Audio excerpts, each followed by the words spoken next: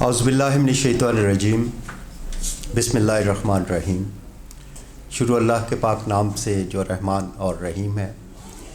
काबिल एहतराम मेहमान निगरामी, आज की इस खूबसूरत शाम में आपका मेज़बान बिशारत हुसैन आपके साथ। आज हम यहाँ पे इकट्ठे हुए हैं अपने कायद की सालगिरह मनाने के लिए। ज़िंदा कौमें अपने कौमी दिन और अपने कायदीन की ऐसे दिन जो हैं उन्हें बड़ी खूबसूरती के साथ, बड़े प्यार के साथ मनाती हैं। हमें फ़ख्र है कि हम एक ज़िंदा कौम हैं और हमें उन तमाम चीज़ों का एहसास है जो हमारे कायदीन ने हमारे मुल्क को बनाने के लिए कुर्बानियाँ दी। आज का दिन उनको एक हदिया पेश करने के लिए हम सब लोग यहाँ पे इकट्ठे हुए हैं। हम इन तमाम आए हुए मेहमानों को खुशामदीद कहते हैं और हमारे ये मेहमान जो हमारे सामने बैठे हुए हैं ये भी हमारे ख़ास मेहमान हैं आज के दिन के हवाले से।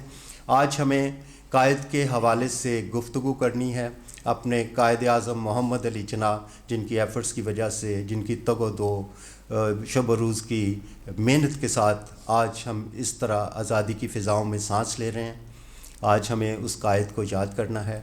इससे पहले कि हम प्रोग्राम का आगाज़ करें, मैं दरख्वास्त करूँगा प्रोग्राम का आगाज़ तलावत कलाम पाक से। तो हमारे साथ मौजूद हैं जनाब आज़म चिश्ती साहब। उनसे दरख्वास्त करूँगा कि तलावत कलाम पाक और नात रसूल मकबूल के लिए यहाँ पर तशरीफ़ लाएँ। जनाब मोहम्मद आज़म चिश्ती साहब। औज़ु बिल्लाहि मिनश शैतानिर रजीम, बिस्मिल्लाहिर्रहमानिर्रहीम। इज़ा जाअ नस्रुल्लाहि वल फ़त्हु व रअयतन नास यदख़ुलून फ़ी दीनिल्लाहि अफ़वाजन फ़सब्बिह बिहम्दि रब्बिका वस्तग़फ़िर इन्नहु कान तव्वाबा। सदक़ल्लाहुल अज़ीम। संगे दरे हबीब है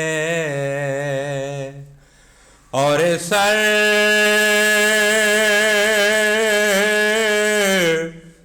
गरीब का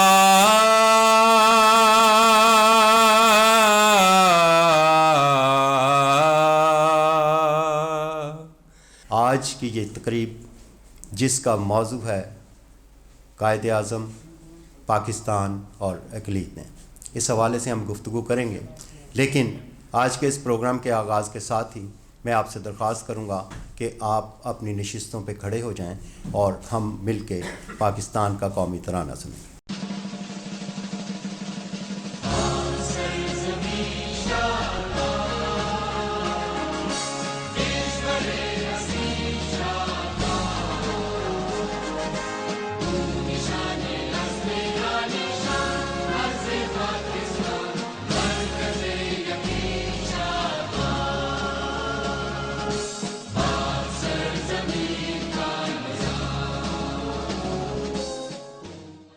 काबिल एहतराम मेहमान गिरामी, ये तराना इसमें वो सब कुछ है जो हमारे कायद ने कहा और जिन्हीं असूलों पे कायद ने गुफ्तगू की।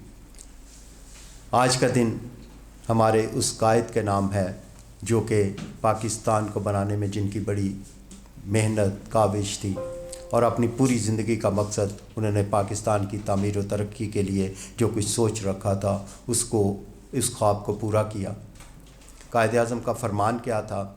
इससे पहले कि हम एक छोटा सा विजुअल आपको दिखाना चाह रहे हैं, अगर मेरे ये वाले मेहमान भी थोड़ा सा 2 मिनट के लिए इधर आ जाएं या सामने आ जाएं। हमारा जो प्लेटफॉर्म है GFPP का, उससे हर वक्त ऐसी एफ़र्ट्स होती रहती हैं कि अपने मुल्क के लिए, अपनी कौम के लिए हम कुछ ना कुछ जो भी कर सकते हैं वो करें।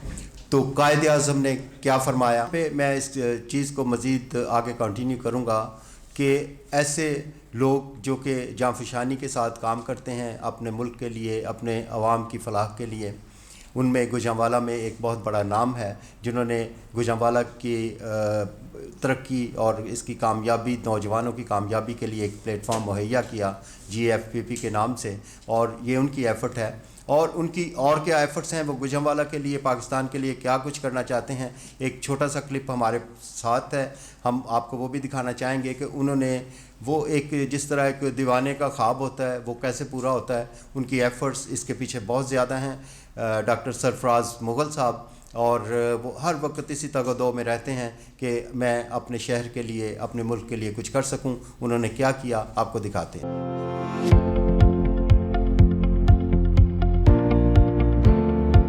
Welcome to the Al Shifa Future Hospital, Gujranwala, a place where you can wrap all your worries and get the best out of yourself. Al Shifa is nowadays a leading cosmetics and aesthetics hospital for laser hair removal, acne scar treatment, 4D face uplift, body contouring by Delio cryolipolysis, and robotic hair transplant. Our professional and dedicated staff boost the reputation while providing top quality cosmetics and aesthetic services. Today we'll introduce you to our wide range of aesthetic body treatments and procedures. During detailed consultation, we will propose a customized treatment plan for every client and also suggest a number of necessary treatments and follow-up protocols. Let's begin. Body contouring. Our Delio cryolipolysis treatment is a combination of fat freeze and lymphatic drainage. Al Shifa Future Hospital, Gujranwala is providing the first non-invasive cryolipolysis along with diode laser for body contouring, which effectively removes the fat tissues, reduces cellulite and tightens skin without any side effects. This treatment is ideal for people with excessive fat deposits on certain body parts, like the abdomen, bra folds, love handles, thighs, knees, and chin. You will find satisfactory results after 8 to 10 weeks. Laser hair removal. Imagine the freedom of never having to shave again. Remove the unwanted body and facial hair. Pain-free procedure. Laser hair removal for all skin and hair types. Say goodbye to waxing, threading, and razors that damage your skin texture and color. Photona is a world-leading aesthetic brand for laser hair removal, which provides state-of-the-art treatment settings that almost reduce every type of unwanted hair. With Photona, you can have full body laser hair removal within 30 to 35 minutes. A popular treatment for patients of any age, but most commonly for the people between the ages of 15 to 60 years. When a client arrives at our clinic asking about laser hair removal, first we examine skin and hair type to determine whether the client is suitable for it or not. In general, multiple sessions are required according to skin and hair type. Beard line. It is better to have it one time rather than lifetime threading. With Photona laser hair removal, now you can enjoy almost permanent beard line. Acne scar removal. There are multiple options to get rid of the scars, just like Photona laser, Dermapen 4 and fillers. Alma Hydra Facial. We are using Alma Hybrid Premium device, the only hydrofacial device which can perform dermabrasion with facial rejuvenation to remove dead skin. Alma Hybrid enables you to determine every aspect of the treatment for a completely new, never seen before concept in skin rejuvenation. We have different type of facials according to your need and requirements. Anti-aging, anti-wrinkles for the small age-related lines, anti-acne for skin clearance and glow, anti-pollution, PRGF, Palliated Rich Growth Factor. PRGF is the latest, well-recognized worldwide treatment for hair fall, hair regrowth, skin rejuvenation, dark circles, vampire facial, vampire breast lift. During this procedure, we took a few milliliters of client's blood and extract growth factors with the help of an innovative European machine, BDI, and inject the growth factors into the affected area. Other than the above-mentioned treatments, we are offering male and female aesthetics, Botox Botox, lips and body fillers, cryotherapy, and the newly arrived shockwave therapy for erectile dysfunction.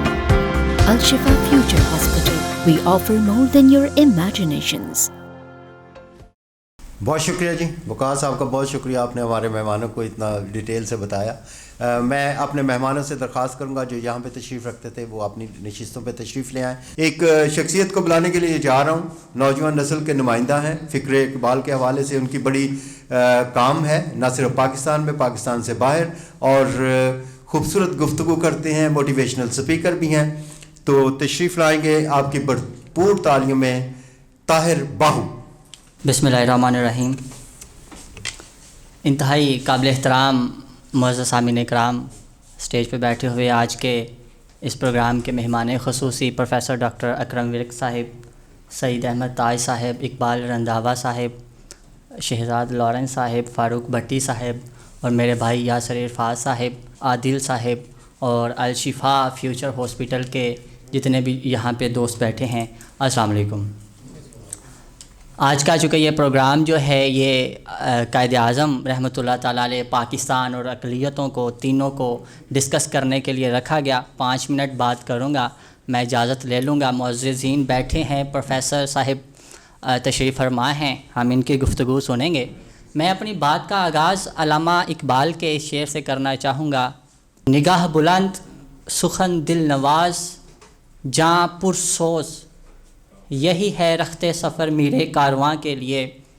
Quaid Azam محمد علی جناح رحمۃ اللہ تعالیٰ علیہ، آپ کیا میں کیا، پوری دنیا کے اندر لوگ ان کو جانتے ہیں اور مانتے ہیں. قائد اعظم رحمۃ اللہ تعالیٰ علیہ کہ کس قدر ان کی ایک اسپرچول کنیکٹیویٹی تھی، اور ان کا ایک جو تعلق تھا اللہ اور اس کے رسول کے ساتھ، جو کہ ایک مین بیہائنڈ ریزن تھا کہ جو وہ یہاں پہ واپس آتے ہیں اور پاکستان کی تحریک کی وہ قیادت کرتے ہیں.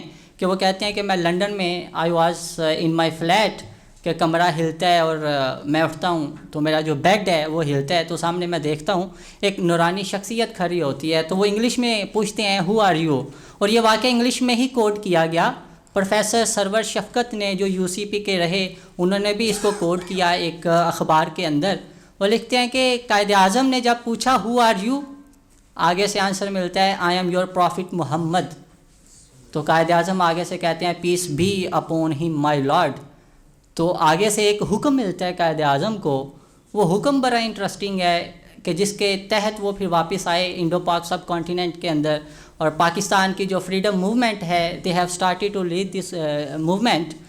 حکم یہ تھا کہ Jinnah you are urgently required from the Muslims of Indo Pak subcontinent. You must have to lead the freedom movement. اور یہ جب ان کو آرڈر ملتے ہیں آگے، حضور پاک قائد اعظم کو فرماتے ہیں not worry at all, I am with you, you will be successful, don't worry. تو قائد اعظم کہتے ہیں کہ میری زبان سے کوئی اور بات نکلی ہی نہیں، صرف ایک بات نکلی، yes my lord. مولانا شبیر احمد عثمانی بڑا ایک امپورٹنٹ کریکٹر ہے ہسٹری کے اندر. وہ اکثر مخالفت بھی کیا کرتے تھے قائد اعظم کی، لیکن جب ان کا انتقال ہوا جنازہ پڑھانے وہ تشریف لے آئے. ان سے پوچھا گیا آپ تو کسی صحافی نے ہی سوال کیا، یہاں پہ بیٹھے ہیں جرنلسٹ، صحافی نے سوال کیا، آپ تو بڑی تنقید کرتے تھے اور اب آپ ان کا جنازہ پڑھانے آ گئے دھاڑی مونڈے ہوئے شخص کا اس طرح سے، اب وہ آگے سے جواب کیا دے رہے ہیں؟ مولانا شبیر احمد عثمانی صاحب یہ کہتے ہیں کہ مجھے آقا علیہ الصلوۃ والسلام کی زیارت کا شرف نصیب ہوا ریسنٹلی، اور میں نے کیا دیکھا کہ آپ سرکار کا جو دست شفقت ہے وہ محمد علی جناح کے کندھے کے اوپر ہے، اور آپ فرما رہے ہیں کہ یہ محمد علی جناح ہمارا سپاہی ہے. سو یہ معاملہ پیش آتا ہے. تو وہ سب سے پہلے وہاں پہ تشریف لے کے جاتے ہیں اور جنازہ قائد اعظم کا پڑھاتے ہیں. اب ایک اور بات، پیر سید جماعت علی شاہ صاحب رحمۃ اللہ تعالیٰ علیہ، بہت بڑا نام ہے ہمارے اسلاف کے اندر، ہمارے بزرگان دین کی ایک لسٹ کے اندر بڑا نام آتا ہے. اور اس وقت جن لوگوں نے قائد اعظم کو سپورٹ کیا، ان کی آئیڈیالوجی کو سپورٹ کیا، ان کے کام کو اپریشیٹ کیا، ان میں سے پریارٹی پہ یہ نام آتا ہے پیر سید جماعت علی شاہ صاحب کا. اور وہ قائد اعظم سے ابھی ملے بھی نہیں. تو وہ اللہ کا ولی یہ کہتا تھا قائد اعظم کے متعلق کہ قائد اعظم اللہ کا ولی ہے اور ملے بھی نہیں قائد اعظم کو. اور یہ سٹیٹمنٹ ان کے متعلق پیر سید جماعت علی شاہ صاحب کہا کرتے تھے, جو کتابوں میں پڑھنے کو ہمیں ملتا ہے. اور پھر وہی قائد اعظم جب 1940 کے اندر 23 مارچ کو یادگار گریٹر پارک جو ہے وہاں پہ ریزولوشن آف پاکستان کا اجلاس طلب ہوتا ہے, سارے اکٹھے ہوتے ہیں اور وہ ایک کمٹمنٹ کرتے ہیں وہاں پہ کہ اب ہم نے پاکستان لینا ہے, اور پاکستان کی جو قرارداد ہے جس کو ہم قرارداد مقاصد کے نام سے یاد کرتے ہیں وہ پاس ہو جاتی ہے. وہ جلسہ ختم ہونے کے فوری بعد قائد اعظم سیدھا جاتے ہیں علامہ اقبال کے مزار کے اوپر اور وہاں پہ اپنے سیکٹری کا کندھا پکڑ کے کہتے ہیں, غالباً اگر میں غلط نہیں ہوں سیکٹری مکتوب الحسن سید تھا شاید اس کا نام, ان کا نام, تو اسے پکڑ کے کہتے ہیں کہ آج علامہ اقبال کتنے خوش ہوتے کہ اگر وہ یہ دیکھتے کہ میں نے وہ کام کیا جس کا حکم مجھے علامہ اقبال نے دیا. یہ قرارداد پاکستان پیش کرنے کے فوری بعد مزار اقبال پہ جا کے قائد اعظم نے یہ کہا, اور پھر قائد اعظم اپنے آپ کو علامہ اقبال کا سپاہی کہتے تھے. اور پھر ان سے جب پوچھا جاتا تھا کہ آپ کو ریاست ملے یا اقبال ملے, ریاست ملے یا اقبال ملے تو کس کو چوز کریں گے, تو وہ اکثر کہا کرتے تھے میں تو اقبال جیسے بندے کو اہمیت دوں گا, آئی ول چوز اقبال, کہ جو ریاستیں کھڑی کر سکتے ہیں, ریاستیں بنا سکتے ہیں. اور پھر اسی اقبال نے کہا جو 1938 کے اندر انتقال کر جاتے ہیں کہ جی وہ تو پاکستان بننے سے پہلے ہی انتقال کر گئے, تو پاکستان بنانے میں کنٹریبیوشن, وہ ایک شعر کافی تھا, عشق و فریاد لازم تھی سو وہ تو ہو چکی, اب ذرا دل تھام کر اس فریاد کی تاثیر دیکھ. اب اس فریاد کی تاثیر کیا تھی جو اقبال نے کی, دیٹ واز پاکستان. تو ایک بات ہے جس سے مجھے پراؤڈ فیل ہوتا ہے, وہ یہی ہے کہ دنیا میں صرف ایک ملک ہے اور وہ پاکستان ہے جس کی آئیڈیالوجی کلمہ طیبہ لا الہ الا اللہ محمد رسول اللہ صلی اللہ علیہ وسلم ہے. There is no other state in the world. بہت شکریہ جناب طاہر باہو صاحب, بہت کچھ کہا, انہوں نے بہت کچھ کہنا بھی چاہ رہے تھے, وقت کی کمی اور اس وجہ سے بہت سی باتیں ان کی سننے سے ہم رہ گئے. گوجرانوالہ کا ایک بہت بڑا نام, اسکالر ہیں, پروفیسر ہیں, بچوں کو تعلیم بھی وہی دیتے ہیں جو کہ اسلام کے مطابق ہو اور جو قائد اعظم کے فرمودات اور علامہ اقبال کی جو شاعری ہے اس کے حوالے سے بہت بڑا نام ہے. تشریف لائیں گے پروفیسر عرفان اشرف صاحب. بسم اللہ الرحمن الرحیم. اگر لائٹ آف کر دیں گے, میں نے سوچا تو بہت کچھ تھا کہ آج آپ کی ملاقات قائد اعظم سے کرواؤں, اور قائد اعظم جو 25 دسمبر کو پیدا ہوئے, لیکن یہاں بیٹھے بیٹھے خیال آیا کہ میں آج آپ کی ملاقات آج کے قائد اعظم سے کرواتا ہوں اور آپ کی ملاقات آج کے پاکستان سے کرواتا ہوں. 25 دسمبر وہ دن تھا کہ کتنی ماؤں کے ہونٹوں سے اٹھتا دھواں جب دیا بن گیا, خود ہی روشنی اکٹھی ہوئی اور ایک دیا بن گیا. کو بکو روشنی پھیلتی ہی گئی بے ثمر, جس قدر تھے شجر سب کے سب باثمر ہو گئے. اور 25 دسمبر وہ دن تھا کہ جب حضرت قائد اعظم محمد علی جناح نے آنکھ کھولی اور عظیم انسان روز بروز پیدا نہیں ہوتے, مادر گیتی ان کو روز بروز جنم نہیں دیتی, زندگی دیر و حرم کا طواف کرتی ہے, انسانیت پلکیں بچھائے ان کی راہ تکتی ہے. تب کہیں جا کر کوئی ایسا شخص وجود میں آتا ہے جو نہ صرف عظمت کے معیار پر پورا اترتا ہے بلکہ خود اس کو دیکھ کر عظمت کا معیار مقرر کیا جاتا ہے. اور انہی کے بارے میں حضرت اقبال نے کہا تھا کہ ہزاروں سال نرگس اپنی بے نوری پہ روتی ہے, اور بڑی مشکل سے ہوتا ہے چمن میں دیدہ ور پیدا, اور کہتا ہے زمانے سے یہ درویش جواں مرد, جاتا ہے بندہ حق جدھر تو بھی ادھر جا, ہنگامے ہیں میرے تیری طاقت سے زیادہ, بچتا ہوا بنگاہ کلندر سے گزر جا, میں کشتی و ملاح کا محتاج نہ ہوں گا, چڑھتا ہوا دریا ہے گر تو اتر جا, توڑا نہیں جادو میری تکبیر نے تیرا, ہے تجھ میں مکر جانے کی ہمت گر تو مکر جا, مہرو مہو انجم کا محاسب ہے کلندر, ایام کا مرکب نہیں راکب ہے کلندر. اور وہی کلندر جو کبھی حضرت اقبال نے کلندر کی پہچان کرواتے ہوئے بتایا اور کبھی مرد مومن کا نام لے کر آپ کے سامنے آشکار کیا, اور پھر قائد اعظم کے روپ میں وہ مرد کلندر 1934 میں جب پاکستان پہنچتا ہے اور پاکستان میں مولانا شبلی نعمانی رحمۃ اللہ علیہ سے ملاقات ہوتی ہے, تو مولانا پوچھتے ہیں آپ کو اقبال نے بلایا ہے, آپ کو لیاقت علی خان نے بلایا ہے, یا آپ کس مقصد کے لیے یہاں آئے ہیں؟ انہوں نے کہا کہ ایک راز ہے, اگر تم راز رکھو تو, اور جب میں دنیا سے رخصت ہو جاؤں تو اس راز کو بے شک آشکار کر دینا. اور وہ راز یہ تھا کہ رات کا سناٹا تھا, تاریکی تھی, زلزلے کی گڑگڑاہٹ آئی. حضرت قائد اعظم محمد علی جناح انگلستان میں اپنے کمرے میں اٹھ بیٹھے. آپ نے باہر دیکھا کوئی نہیں تھا, پھر آ کر لیٹ گئے. اور پھر حضرت قائد اعظم محمد علی جناح جو اس وقت تک صرف محمد علی جناح تھے, ان کو ایک شخصیت نظر آتی ہے اور وہ شخصیت ان سے مخاطب ہوتی ہے. حضرت قائد اعظم پوچھتے ہیں کہ آپ کون ہیں؟ اور وہ شخصیت جواب دیتی ہے میں تمہارا رسول محمد صلی اللہ علیہ وآلہ وسلم ہوں. اور پھر آرڈر کرتے ہیں کہ ہندوستان کے مسلمانوں کی تقدیر بدلنے کے لیے واپس جاؤ اور ان کی تقدیر بدل ڈالو. یہ قائد اعظم تھے. اور آج کے قائد اعظم سے میں آپ کی ملاقات کروا دیتا ہوں کہ گولی چلی تھی, بڑے زور کا دھماکہ ہوا تھا, کان پڑی آواز سنائی نہیں دیتی تھی, چیخو پکار تھی, آہو بکا تھی, لوگ مر رہے تھے, موت کا ناچ جاری تھا. وہیں ایک دبلا پتلا شخص جس نے جناح کیپ پہن رکھی تھی, جس کی عمر 70 سال تھی, وہ بڑے غور سے لوگوں کو دیکھ رہا تھا. وہ پہچان رہا تھا گولیاں چلانے والے اور میرے ملک کو تنزلی کی منزلوں تک پہنچانے والے کون ہیں. ذرا سا آگے پہنچتے ہیں. حضرت قائد تو ان کی ملاقات استاد سے ہوتی ہے, وہ استاد جس نے قوم کی تربیت کرنی تھی, وہ استاد جس نے قوم کو زمین کی پستیوں سے اٹھا کر آسمان کی بلندیوں تک لے جانا تھا. وہ استاد, اس نے قوم کو شاید پتہ نہیں کیوں اس کو تنزلی کی طرف دھکیل دیا. تھوڑا آگے چلتے ہیں.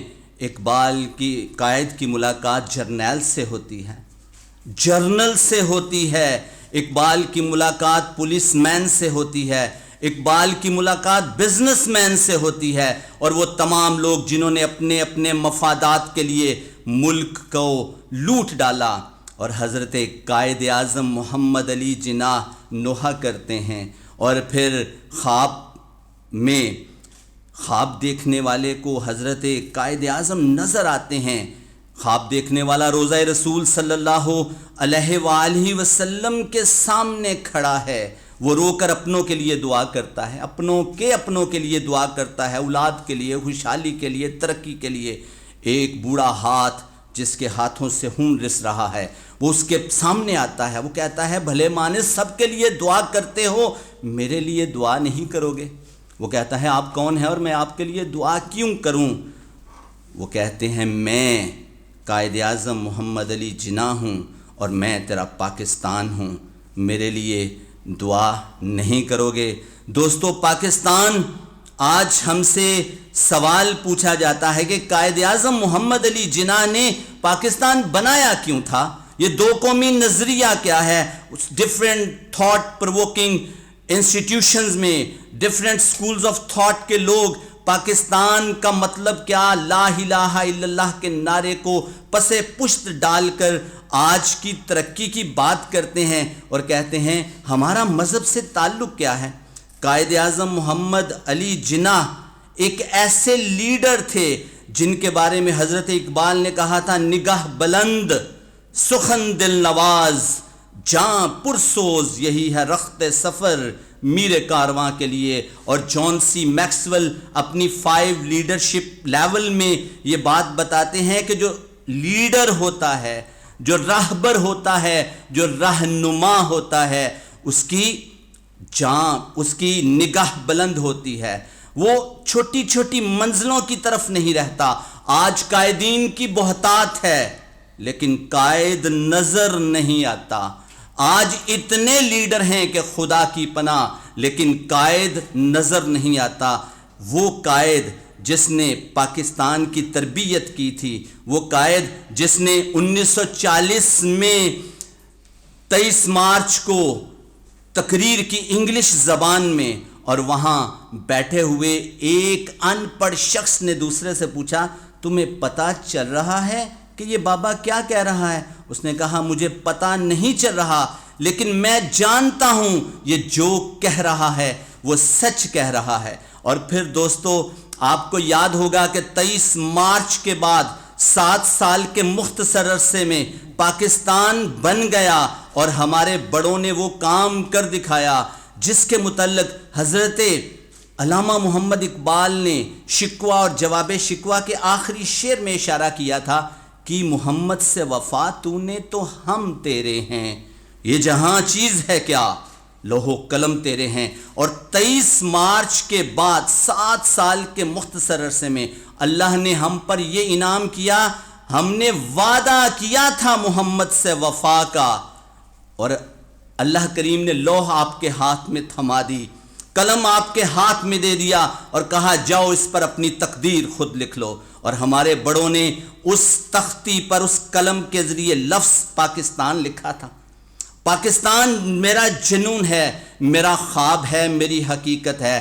اور پاکستان کے استحکام, سلامتی, امن اور خوشحالی کے لیے میں بھی کوشش کرتا ہوں, آپ بھی کوشش کیجئے. اور وہ احمد فراز نے کیا خوب کہا تھا, احمد ندیم قاسمی نے, خدا کرے کہ میری عرض پاک پہ اترے, خدا کرے کہ میری عرض پاک پہ اترے وہ فصل گل جسے اندیشہ زوال نہ ہو, یہاں جو پھول کھلے کھلا رہے صدیوں, یہاں خزاں کو بھی گزرنے کی مجال نہ ہو. دوستو میں صرف آج قائد اعظم محمد علی جناح کو خراج تحسین پیش کرنے کے لیے یہ چند ٹوٹے پھوٹے الفاظ آپ کے سامنے پیش کر سکا, کیونکہ بہت کچھ سوچا تھا, لیکن یہاں آ کر اتنی بڑی شخصیت کے اوپر بات کرنا مجھ جیسے طفل مکتب کے لیے ممکن نہیں.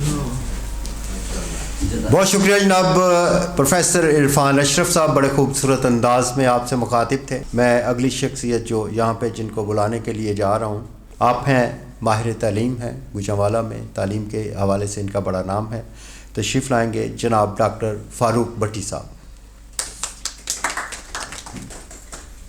بسم اللہ الرحمن الرحیم. آج کا جو پروگرام ہے, میں سب سے پہلے مبارکباد پیش کرتا ہوں اس ہاسپٹل کی انتظامیہ کو.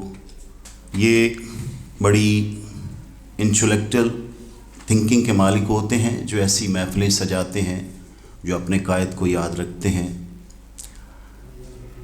تو میں سمجھتا ہوں آج کا جو پروگرام ہے, جو مجھے سمجھ آئی ہے کہ یہ معاشرے میں امن کیسے پھیلایا جائے. قائد کا بھی یہی فرمان تھا, قائد اعظم, پاکستان اور اقلیتیں. اس میں میسج یہی ہے کہ معاشرے میں رہتے ہوئے ہم نے امن کی فضا کیسے برقرار رکھنی ہے. اللہ کریم نے قرآن پاک میں ارشاد فرمایا, اللہ کے جو نیک بندے ہیں وہ زمین پہ نرم چال چلتے ہیں, اگر جاہل ان کے منہ لگے تو ان سے الجھتے نہیں ہیں, بلکہ ان کو سلام کر کے گزر جاتے ہیں. بات یہ ہے کہ آج ہم جس پاکستان میں رہتے ہیں, یہاں بے یقینی کی صورتحال ہے. کہیں بلاسٹ ہو رہا ہے, کہیں پہ دھماکے چل رہے ہیں, کہیں پہ بہت کچھ ہو رہا ہے. آیا پاکستان اس لیے بنا تھا؟ آپ یقین کریں کہ اگر ہم اسلام کی ہسٹری کو دیکھیں تو نبی پاک صلی اللہ علیہ وسلم نے پوری زندگی اسلام کی ابیاری کی. مجھے کہیں بتا دیں کہ آپ نے کوئی سخت لفظ استعمال کیا ہو.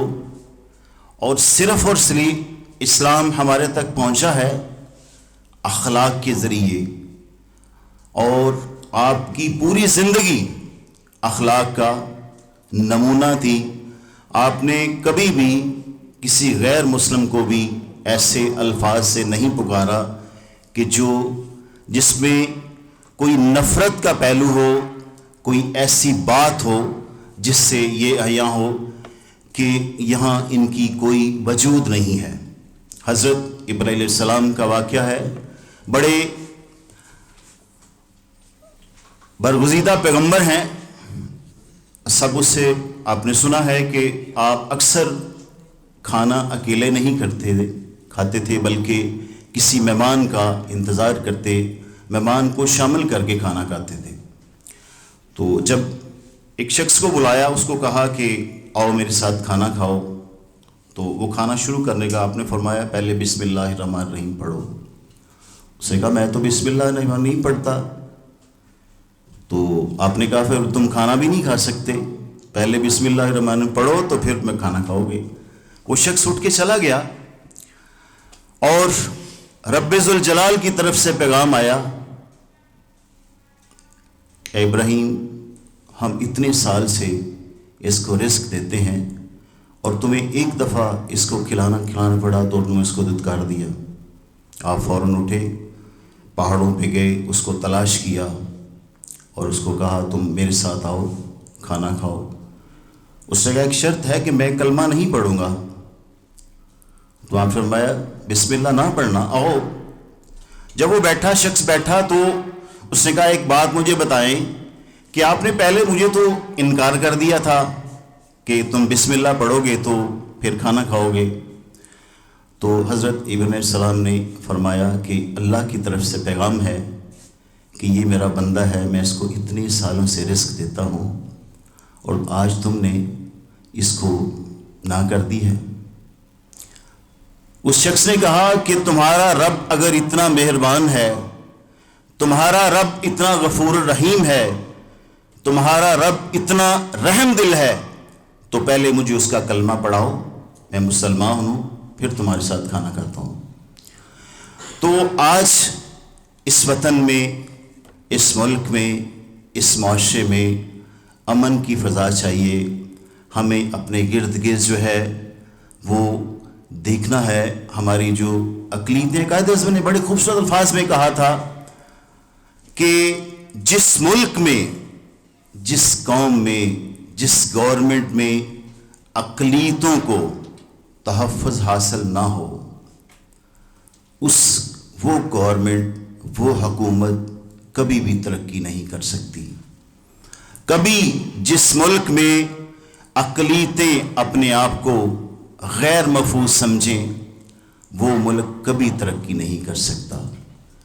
تو آئیے آج ہم اخوت، بھائی چارے کی فضا کو برقرار رکھیں، اس کو پھیلانے میں، اس کو آگے بڑھانے میں اپنا رول ادا کریں.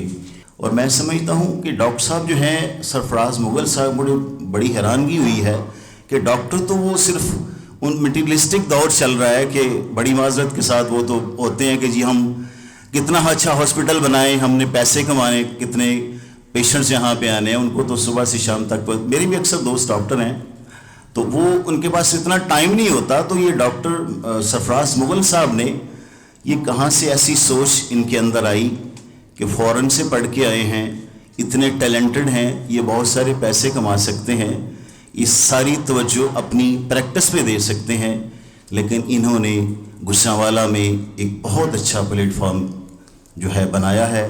اور میں ایک بار پھر ان ڈاکٹر صاحب کو اور ان کی ٹیم کو مبارکباد پیش کرتا ہوں کہ گجرانوالہ میں ایسے جو انٹلیکچوئل لوگ ہیں جو یہاں پہ اکٹھے ہوئے ہیں، اور ہم بہت سی خوبصورت باتیں کر رہے ہیں، بہت سی باتیں ہم سنیں گے.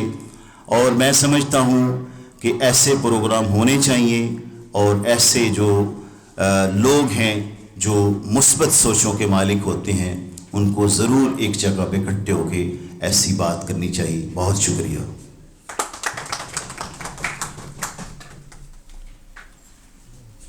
بہت شکریہ جناب. ڈاکٹر فاروق بھٹی صاحب آپ سے مخاطب تھے، قائد اعظم پاکستان اور اقلیتیں.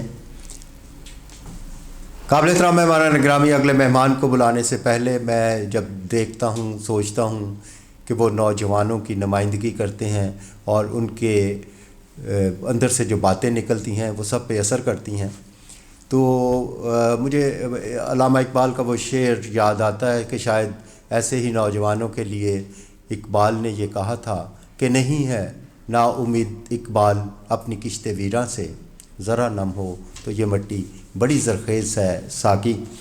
میں یہاں ان کو بلاؤں گا، آپ سے گفتگو کریں گے. بڑے خوبصورت انداز ہے ان کا، اور ان کی باتیں جو ہیں وہ کانوں سے سرایت کرتی ہیں، دل میں اترتی ہیں، پھر پریکٹیکلی کسی کا کچھ کرنے کو جی چاہتا ہے.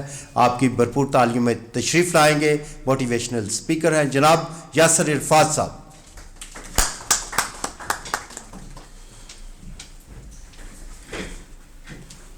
ربی اشرح لی صدری ویسر لی امری واحلل عقدۃ من لسانی یفقہوا قولی.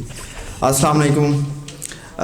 جب آپ کا تعارف کروایا جاتا ہے تو الفاظ کے جادو سے آپ کے تعارف میں اتنی ایگزیجریشن ہو جاتی ہے کہ ایک اسپیکر کے اوپر بہت پریشر بلٹ اپ ہو جاتا ہے کہ اب وہ ایسی کیا بات کرے کہ واقعی ہی جو اس کا تعارف کروایا گیا وہ جسٹیفائی ہو سکے.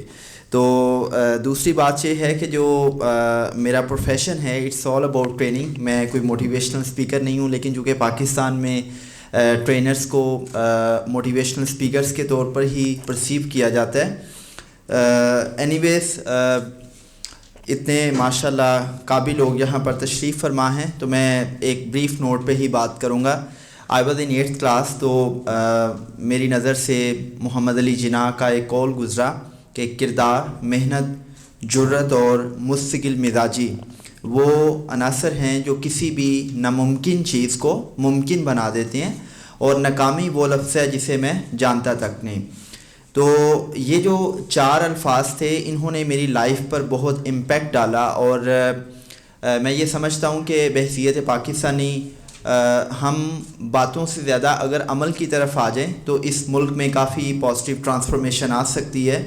اس میں چونکہ بہت میں نے بریفلی بات کرنی ہے، تو جو کردار کا لفظ ہے میں صرف اس کو تھوڑا سا ڈسکس کرنا چاہوں گا کہ when it comes about character یا کردار، تو آپ کو دنیا میں جتنی بھی لیڈرشپ نظر آتی ہیں، سر نے بات کی جان سی میکسویل کی. جان سی میکسویل کا لیڈرشپ کے حوالے سے بہت کام ہے، لیکن اگر میں دنیا کی سب سے عظیم لیڈرشپ کی بات کروں تو اٹس آل اباؤٹ پروفٹ محمد صلی اللہ علیہ وسلم. آپ صلی اللہ علیہ وسلم سے یہ ساری لیڈرشپ سٹارٹ ہوتی ہے، اور پھر چلتے چلتے اگر آپ پوزیشنل لیڈرشپ کی بات کریں یا دنیا میں عظیم لیڈرشپس کی بات کریں تو ہر لیڈرشپ کا ایک خاصہ ہوتا ہے. آپ کے ذہن میں کوئی نام آتا ہے تو آپ کو ایک فیل آتی ہے. نیلسن منڈیلا جو ہے، آپ جب آپ کے ذہن میں اس کا نام آتا ہے تو آپ کو پتہ چلتا ہے کہ یار اس کے اندر ایک کرج تھا، ایک پرسسٹنس تھی کہ اس نے 20-22 سال سے زیادہ جو ہے وہ اسیری کاٹی، اور اس کے باوجود وہ اپنے مقصد سے نہیں ہٹا. اسی طرح چرچل کا نام آتا ہے تو ایک اسپیسیفک فیلنگ آتی ہیں. لیکن جب جناح کا نام آتا ہے، محمد علی جناح کا نام آتا ہے، تو آپ کو ان کی پرسنالٹی سے جو چیز نظر آتی ہے اٹس آل اباؤٹ کیریکٹر. اور کیریکٹر کا جب ورڈ ہمارے ذہن میں آتا ہے تو کیریکٹر کا مطلب یہ ہے کہ آپ کی انٹیگریٹی ساؤنڈ ہو. اب انٹیگریٹی کیا ہے کہ جب آپ کے قول اور فعل میں تضاد نہ ہو. انٹیگریٹی یہ ہے کہ آپ اپنی چوائسز میں پاکیزہ ہو جائیں. آئی مین کہ رب کی ذات نے اگر آپ کو کوئی اتھارٹی دی ہے، آپ کمشنر ہیں، ڈی سی ہیں، آپ ایس ایچ او ہیں، آپ سی ای او ہیں، آپ کسی ادارے کی چیئرمین شپ کو ہیڈ کر رہے ہیں، تو جو بھی اللہ نے آپ کو مقام دیا ہے آپ اس مقام میں رہتے ہوئے اپنی اتھارٹی کا درست استعمال کریں، اور آپ کی جو انٹینشنس ہیں اس میں پاکیزگی آ جائے، آپ کی جو انٹینشنس ہیں وہ پیوریفائی ہو جائیں. تو اس چیز کو ہم کہتے ہیں کردار. اب یہ جو کردار ہے یہ صرف لیڈرشپ کے ساتھ نہیں نہ تھی، یہ کردار ہر پاکستانی پہ ہے. اب ہر پاکستانی پہ کیسے ہے کہ ہم محمد علی جناح کے حوالے سے جتنی مرضی تقریریں کر دیں, ہم ان کے جتنے مرضی اقوال پڑھ دیں, ہم ان کو جتنا مرضی ٹریبیوٹ پیش کر دیں, تو میرے خیال سے کسی بھی شخصیت کو ٹریبیوٹ پیش کرنے کا بہترین طریقہ یہی ہے کہ ہر پاکستانی با کردار بن جائے. با کردار کیسے بنے کہ وہ اپنی چوائسز میں پاکیزہ ہو جائے, وہ اپنے قول اور فعل میں تضاد کو چھوڑ دے. جو چیز آپ اپنے حکمرانوں سے ایکسپیکٹ کرتے ہیں وہ چیزیں آپ اپنی ذات میں لے آئیں. آپ چاہتے ہیں کہ آپ کے حکمران سچے ہوں, ایمانتدار ہوں, دیانتدار ہوں, پریکٹیکل ہوں, تو آپ یہ ساری کی ساری ٹریٹس اپنی ذات میں لے آئیں. تو اس چیز کو ہم کہتے ہیں کردار. تو کردار جو ہے وہ ہر پاکستانی کو اپنے اندر ڈیولپ کرنا ہے. اب دوسری بات میں اقلیتوں کے حوالے سے کروں گا, چونکہ اس میں کہیں نہ کہیں اقلیتوں کا بھی, مائنورٹیز کا بھی ذکر ہے. تو یہ تو بڑی آبویس سی بات ہے کہ الحمدللہ پاکستان میں when it comes about minorities تو آپ کو ججز, جوڈیشری میں, سول سروس میں, ملٹری میں بڑے بڑے نام نظر آتے ہیں کہ جو پاکستان کے لیے کنٹریبیوٹ کر رہے ہیں. لیکن میں آپ سب بھائیوں سے اس پلیٹ فارم کے فورم سے یہ ریکویسٹ کروں گا کہ آپ نے دیکھا ہے کہ پاکستان میں جو کوئی بھی ادارہ ہے اس میں آپ کو ایک کلاس نظر آتی ہے کہ جو شہر کی صفائی ستھرائی میں, کلینلینس میں, خوبصورتی میں ویلیو ایڈ کرتی ہے. لیکن میں نے یہ دیکھا ہے کہ کسی بھی سرکاری ادارے میں چلے جائیں, کارپوریٹ سیکٹر میں چلے جائیں, کہ وہ کلاس کے جو ہمارے شہروں کو, گلیوں کو, بازاروں کو صاف ستھرا رکھتی ہے, مینٹین رکھتی ہے, ہمارے دل میں ان کے لیے رتی برابر بھی عزت نہیں ہے, رسپیکٹ نہیں ہے. ہم کسی کو رسپیکٹ دیتے ہیں تو اس کی پوزیشن کی وجہ سے دیتے ہیں. تو یہ سب سے بڑی منافقت ہوتی ہے کہ بھئی آپ کسی کمشنر سے, ڈی سی سے, آپ کسی ڈی اے جی سے مل رہے ہیں تو اس کے لیے تو آپ کھڑے ہو جائیں گے, اس کو تو آپ سلام لیں گے اور اس کے ساتھ بڑے فخر سے آپ تصویر لے کے اس کو سوشل میڈیا پہ بھی لگا دیں گے کہ ہاں میری یہ commissioner, D C, D I G سے, آئی جی سے میٹنگ ہوئی ہے. لیکن ہمیں یہ بڑا برا لگتا ہے, یہ ہماری ایگو وہاں پر جاگ جاتی ہے کہ اگر آپ کسی ادارے کو ہیڈ کر رہے ہیں اور آپ کا سویپر کوئی صفائی کر رہا ہے, وہ موب لگا رہا ہے, تو آپ اس کو گریٹنگز کر دیں, آپ اس کو السلام علیکم کہہ دیں, اس کا حال پوچھ لیں. کارپوریٹ سیکٹر میں بھی ایسی ہی ہے, سرکاری اداروں میں بھی ایسی ہے, اور ہر جگہ پہ ایسے ہے. تو میں سمجھتا ہوں کہ, اور پھر میں یہ بھی اس چیز کو بڑا کھلے عام کہوں گا, آئی ووڈ لائک ٹو سے ود دا گریٹ مینیفیسٹیشن, کہ ہم نے دیکھا ہے کہ مائنورٹیز کے حوالے سے ایسے چیپ قسم کے الفاظ یوز کیے جاتے ہیں کہ جو الفاظ میرے خیال سے یہاں پر ڈسکس کرنا بھی مناسب نہیں ہے. تو ایک تو ہمیں یہ جو الفاظ کے چناؤ کے حوالے سے بحیثیت مجموعی قوم اپنا رویہ بدلنے کی ضرورت ہے, اور دوسرا یہ جو سوشل کلاس ڈفرینس ہے یہ ہمارا اپنا پیدا کیا ہوا ہے. یہ رب کی ذات نے کام بانٹے ہیں. ایک انسان وہ ہے جو سویپر ہے, ایک انسان وہ ہے جو مائنورٹی میں ہونے کے باوجود جو ہے وہ پاکستان میں جوڈیشری کے بڑے عہدوں پہ جاتا ہے, وہ ملٹری کے بڑے عہدوں پہ جاتا ہے. تو یہ جو رسپیکٹ کا ایلیمنٹ ہے یہ ہمیں لے کے آنا ہے. کوئی چوکی دار ہے, کوئی مالی ہے, کوئی سویپر ہے, ہم نے اس کو بھی رسپیکٹ دینی ہے. سو اللہ پاک آپ سب کا حامی و ناصر ہو, اور ہم امید کرتے ہیں کہ انشاءاللہ یہ جو ہماری نوجوان نسل ہے, جو ڈیموگرافک ڈویڈنڈ ہے پاکستان کا, it's about 64% of the total population, جو 14 کروڑ یوتھ ہے. ہم اس یوتھ سے بہت ایکسپیکٹیشنس لگائے ہوئے ہیں, اور یہ یوتھ جب با کردار بنے گی تو بحیثیت قوم انشاءاللہ ہم ایک با کردار قوم کے طور پہ سامنے آئیں گے. چونکہ جو تبدیلی ہے وہ کبھی بھی اوپر سے نہیں آتی. جو تبدیلی کی جو نئی پیراڈائمس ہیں, اٹس آل اباؤٹ کہ تبدیلی نیچے سے اوپر جاتی ہے. اٹس ناٹ لائک کہ ٹرکل ڈاؤن افیکٹ آتا ہے. جب ہر پاکستانی اپنے آپ کو با کردار بنائے گا تو انشاءاللہ حکمران بھی با کردار ہوں گے, اور یہ ملک کی تقدیر بھی بدلے گی. آپ سب زندہ باد, اور پاکستان ہمیشہ سے پائندہ باد. Thank you. ہم پروگرام کو آگے بڑھائیں گے, وقت محدود ہے. ہماری خواہش ہے کہ آئے ہوئے مہمانوں سے ہم کچھ نہ کچھ ضرور سنیں. ابھی اس وقت جس شخصیت کو میں بلانے کے لیے جا رہا ہوں وہ پاکستان کا ایک اثاثہ ہے, اور پاکستان کے احساسوں کو محفوظ رکھنا بھی انہی کا کام ہے. ثقافت کے حوالے سے, کلچر کے حوالے سے ان کی پاکستان کے لیے بہت سی خدمات ہیں. آج کل گوجرانوالہ آرٹس کونسل کے ڈائریکٹر ہیں. بہت سی تعلیموں میں تشریف لائیں گے جناب میاں عتیق صاحب.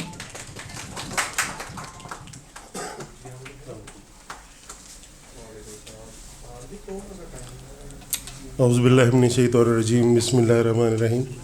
ڈائریکٹر تھا, اب میں لاہور میں ڈائریکٹر ہوں آرٹس کونسل کا. گوجرانوالہ سے میں جا چکا ہوں, لیکن یہ میری سرزمین ہے. اور مجھے اس سے بڑا پیار ہے. بڑا انٹرسٹنگ سا موضوع مجھے لگا تھا تو میں نے اس لیے عمران مغل صاحب نے مجھے کہا میں آ گیا. لیکن جس طریقے سے یہ ورسٹائل دوست آج یہاں بیٹھے مجھے ملے ہیں تو میرا باتیں میں نے سنی اور میرا دل بھی کیا کہ میں بھی وہ اپنے تجربات شیئر کروں جو میں نے زندگی میں حاصل کیے. ہوں تو میں آرکیالوجسٹ، باہر سارے قدیمہ ہوں، میوزیم بناتا ہوں آرٹس کونسل یا ایک ثقافت کے اوپر. یہ میری یعنی کہ کوئی 31 سال ہو گئے مجھے اس سفر میں. جماعت اسلامی سے جو مجھے یاد آیا کہ جو اسٹیج پہ کھڑے ہونے کی میری تربیت ہے یا بات کرنے کا انداز ہے اسلامی جمعیت طلباء سے. نائب امیر جماعت اسلامی پنجاب حضرت ندیم یہ میرے ناظم ہوتے تھے قلعہ دار سنگھ میں. لیکن جو کہ طالب علم ہوتے ہیں نا تو ایک بڑا شوق ہوتا ہے کہ جی وہ بلیک ایگلز بھی تھی تنظیم، اس میں بھی رہے، پی ایس ایف میں بھی رہے، اے ٹی آئی میں بھی رہے. تو ایک لرننگ ایکسپیرینس مینس کہ ایک جب آپ نے ایک پارشل کام کرنا ہوتا ہے تو پھر آپ سب کے ساتھ بیٹھتے ہیں، یعنی کہ جتنی بھی ڈیورسفائڈ ذہن ہوتے ہیں آپ ان کے ساتھ کام کرتے ہیں. 2-3 تجربات میں ضرور شیئر کرنا آج کے حوالے سے چاہوں گا، خاص کر کے تاج صاحب سے، رنداوا صاحب سے اور باقی دوستوں سے بھی. کہ پہلی بات تو یہ ہے کہ جب اقلیت کی ہم بات کرتے ہیں تو میں ہسٹری کے ہمارے ایک پروفیسر تھے تو وہ کہتے تھے کہ جی اسپینگلر کی ایک تھیوری تھی کریٹو مائنورٹی، تخلیقی اقلیت. تو اب بہت سارے لوگوں میں ایک تھوڑے ڈفرینٹ دوسرے ملک کے ہوں گے، افریقہ کے، تو آپ کہیں گے یہ اقلیت ہے.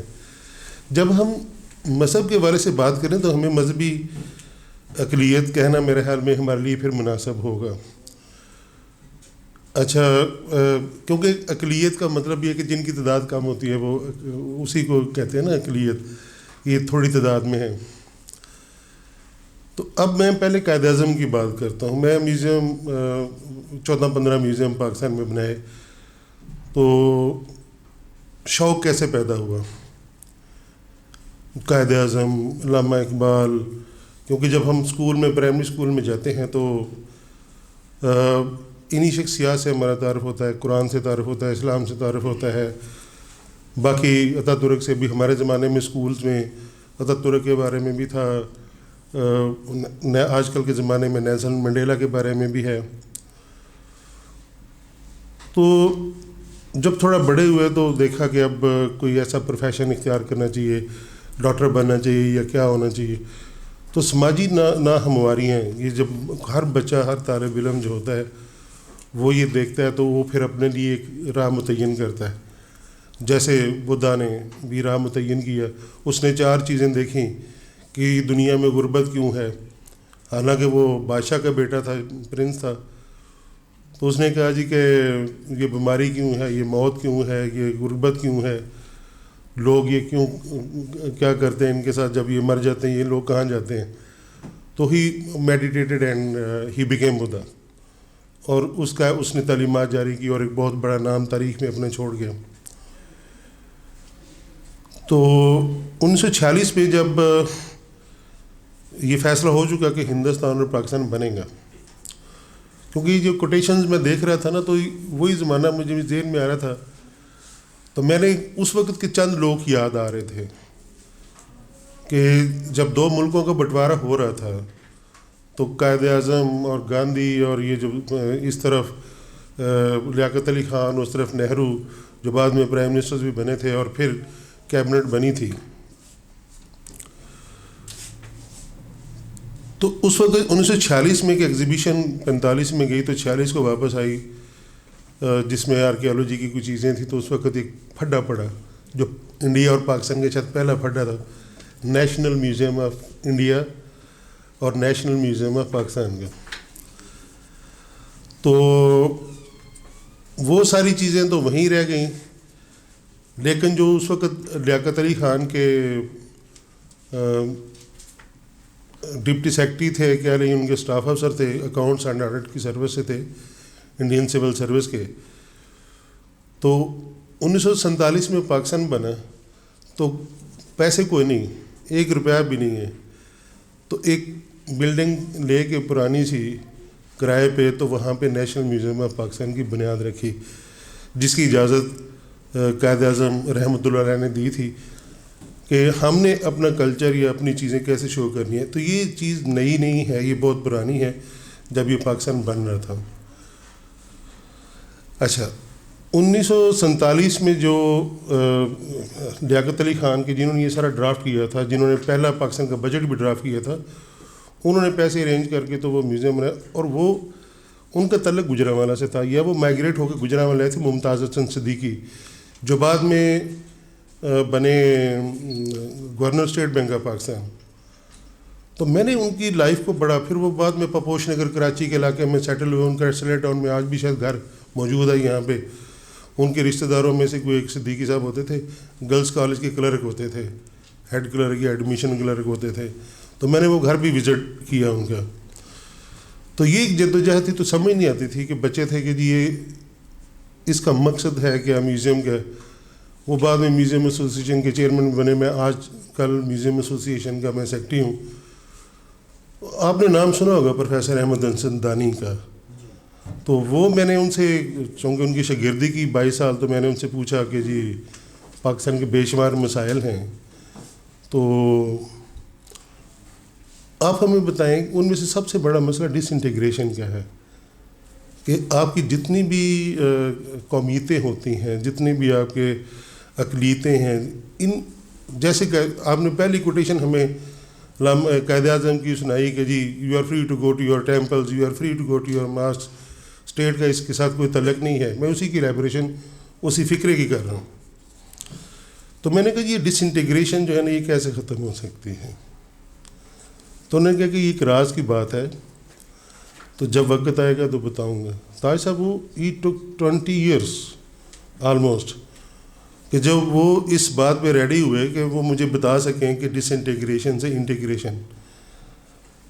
میں میری صاحب وال ادھر سے سرگودا پوسٹنگ تھی, فون آیا کہ دانی صاحب یاد کر رہے ہیں. تو میں نے کہا بس دانی صاحب 100 سال کے ہو گئے, ان کا وقت پورا ہے. صرف ایک نام ان کو یاد ہے زندوں میں سے, اور ایک ان کو مردوں میں سے. بدھا ان کو یاد تھا, اور عتیق کو بلاؤ.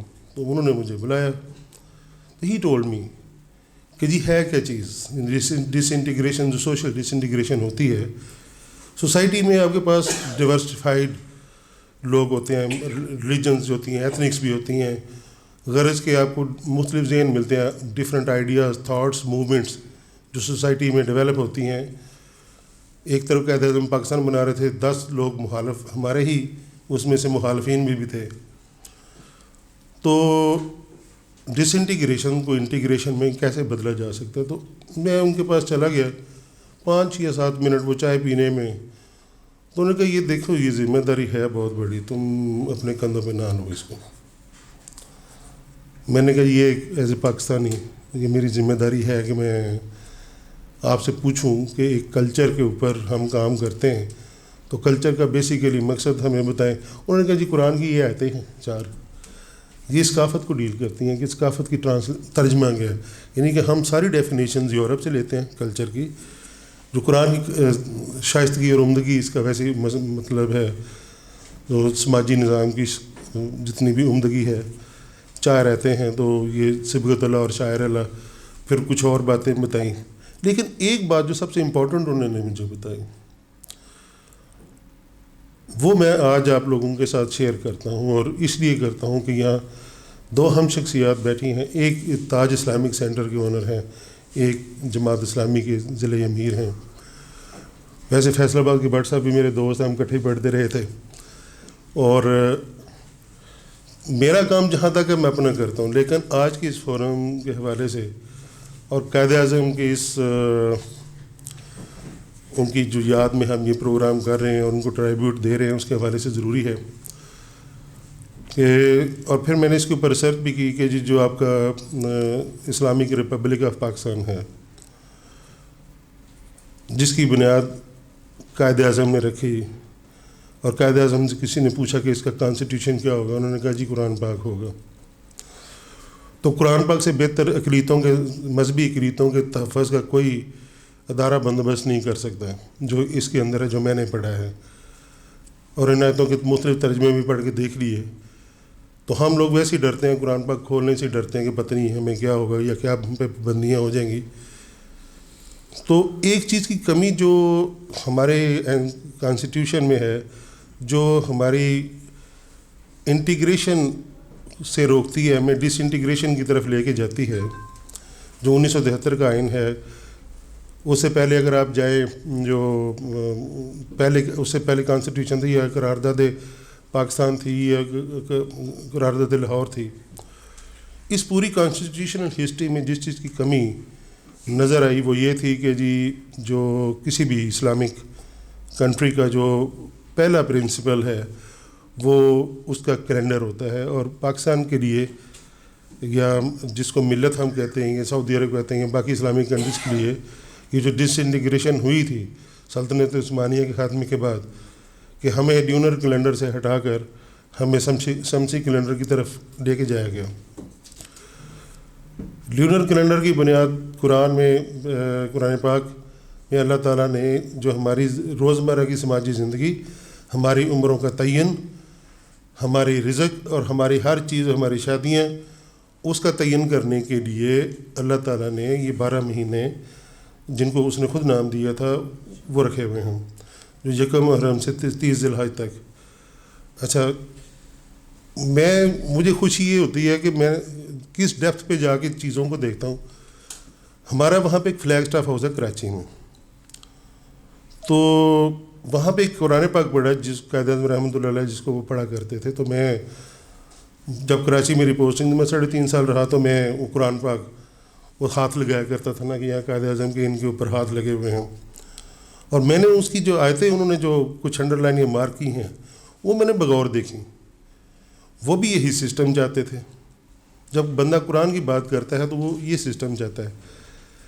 اچھا، اس میں اگر 2 منٹ اور لے لوں، کوئی مسئلہ تو نہیں ہے؟ اگر میں نے یہ اس کے اوپر پھر ریسرچ شروع کی، بہت سارے اسلامک اسکالر سے ملا اور یہ پتہ کیا کہ یہ جو 12 مہینوں کی اللہ تعالیٰ نے ہدایت کی ہے اور یہ آیتیں ہیں، تو ہم نے یہ اڈاپٹ کیوں نہیں کیا؟ ہم نے شمسی کیلنڈر کو کیوں پریفر کیا؟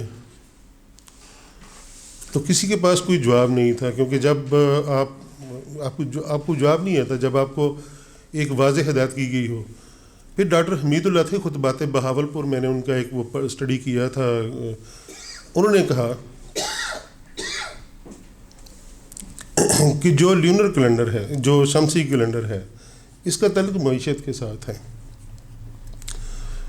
اور معیشت جب دولت کی فراوانی ہوتی ہے تو 4 کردار پیدا ہوتے ہیں، ایک فرعون، ایک حمان، ایک قارون اور ایک آزر. اور جب ہم فالو کرتے ہیں لونر کیلنڈر کو تو 4 کردار پیدا ہوتے ہیں، یعنی کہ جو ہر انسان میں وہ کریکٹرس ڈیولپ ہوتے ہیں. جیسے ہمارے ایک دوست نے کریکٹر ڈیولپمنٹ کی بات کی تھی، تو اس میں اولیاء کے وصف، انبیاء کے وصف، صالحین کے وصف، مومنین کے وصف اس بندے کے اندر وہ ڈیولپ ہوتے ہیں.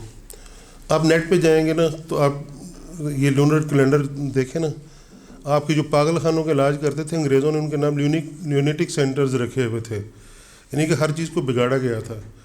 تو جب ہم اس ترتیب میں واپس آئیں گے تو یقینی طور پر یہ چیزیں جو ڈس انٹیگریشن ایلیمنٹ ہیں سوسائٹی کے، یہ آپ کو، اور یہی ہماری اصل ثقافت ہے، سبقت اللہ اور شاعر اللہ.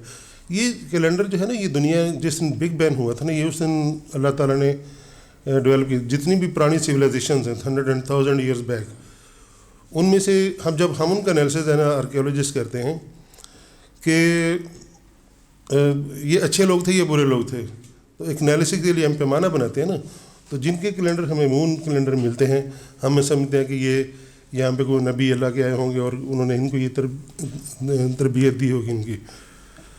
تو پاکستان میں اس وقت جس چیز کی ضرورت ہے، جس کو ہم اخوت، بھائی چارہ، رواداری یا اس قسم کے جتنے بھی اچھے الفاظ ہیں، یہ کہنے کی حد تک تو ہم سارے جانتے ہیں، مگر سوسائٹی میں ہم لوگ کرنا بھی چاہتے ہیں. یہ نہیں ہے، ہمارے ملک کے سارے لوگ بہت اچھے ہیں، ہر کمیونٹی کے، ہر چیز کے، ہر اقلیت کے، हर मसले के वो बहुत अच्छे हैं, मगर अगर हम ये जान जाएं कि हमारे पास फ़ैसला जो होता है मजहबी नुक्ता से, हमारे पास वो पावर नहीं है अल्लाह ने दी, क्योंकि ना हमारा माजी, मुझे बड़ा अच्छा लग रहा था Gujranwala, present, past and future, लेकिन जब सूरह फातिहा पढ़ते हैं तो हमारा जो माजी है वो वक़्त से बाहर है, जब वक़्त बना ही नहीं था, और हमारा मुस्तकबिल भी वक़्त से बाहर है, जब वक़्त ख़त्म हो जाएगा तो फिर बिसात बिछाई जाएगी साहब की, यौम साहब जिसको कहते हैं, उसमें टाइम तो है ही नहीं, ना उससे पहले टाइम है। एक हाल सफ़र है, उस हाल सफ़र के अंदर हम अपना किरदार अदा करते हैं। तो उसकी फाइनेस्ट एग्जांपल ये होगी कि ये जो हमारी क्रिएटिव मिनॉरिटी है, उसमें लॉरेंस हो, उसमें मियाँ तीक हो, उसमें बिशारत हो, उसमें कोई सिख हो, कोई जो मर्जी हो, कायद-ए-आज़म ने भी यही कहा था कि वो मज़हब हमारा है, हम उनसे कंसर्न होना चाहिए, मगर ये स्टेट है, रियासत, तो रियासत का जो कानून है हमें वो फॉलो करना है। तो मैं आप सब क्रिएटिव, आप माशाल्लाह आप भी किलियत हैं, तख्लीकी किलियत हैं। मैं ताज साहब से ये कहूँगा कि जो लूनर कैलेंडर वाला है ना रिसर्च, ये अपने प्रायोरिटी में रखें ताज इस्लामिक सेंटर में, और इस पर रिसर्च करवाएं कि जो दुनिया जो फेलियर है जो अच्छे करैक्टर्स की, तो ये करें।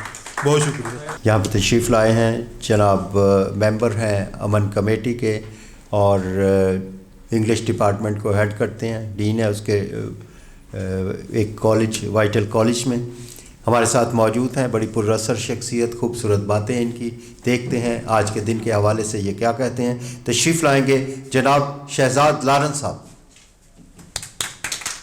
जनाब साहिब सदर मेरे उस्ताद मुहतरम प्रोफेसर डॉक्टर अकरम विरक साहिब, उनके साथ हमारी शहर की मजहबी जमात के लीडर और मारूफ समाजी शख्सियत और सियासी शख्सियत, मेरी मुराद जनाब मज़हर इकबाल रंधावा साहिब से, हमारे बुज़ुर्ग हैं, और उनके साथ जनाब सईद अहमद ताज साहिब, एक मारूफ बिजनेसमैन, और गुजरांवाला को तामीरी और तरक्की दिलवाने के लिए उनका किरदार जो है नाकाबिले फरामोश है। और उनके साथ साथ आज की जितनी भी इंतज़ामिया है, जिसमें मेरे हर दिल अज़ीज़ जो हैं वो मुकर्रम हुसैन साहिब, बिशारत साहिब, और यहाँ पे जितने भी तमाम लोग जो हैं वो मौजूद हैं, उन सब को जो है वो मैं मुबारकबाद पेश करना चाहता हूँ कि वो आज इस अहम तरीन मौजू में जो है मौजूद हुए और सब अपने अपने हिस्से की जो है वो हिस्सा डाल रहे हैं बातों को करने में और सुनने में। बहुत सारी बातें हो चुकी हैं जनाब मुहतरम हज़रत कायद-ए-आज़म मोहम्मद अली जिन्ना साहब के बारे में, पाकिस्तान के बारे में और अक़लीतों के बारे में। कायद-ए-आज़म मोहम्मद अली जिन्ना हमारे लिए एक ऐसी वसाल, उनके अंदर चीज़ें थी और उनकी बातें जो हैं, जहाँ उनकी शख्सियत में बहुत सारी उनकी खसूसियात थी, वहाँ उनकी शख्सियत का एक अहम तरीन जुज़ उनका बैनुल मज़ाहिब हम आहंगी पे यकीन रखना भी था।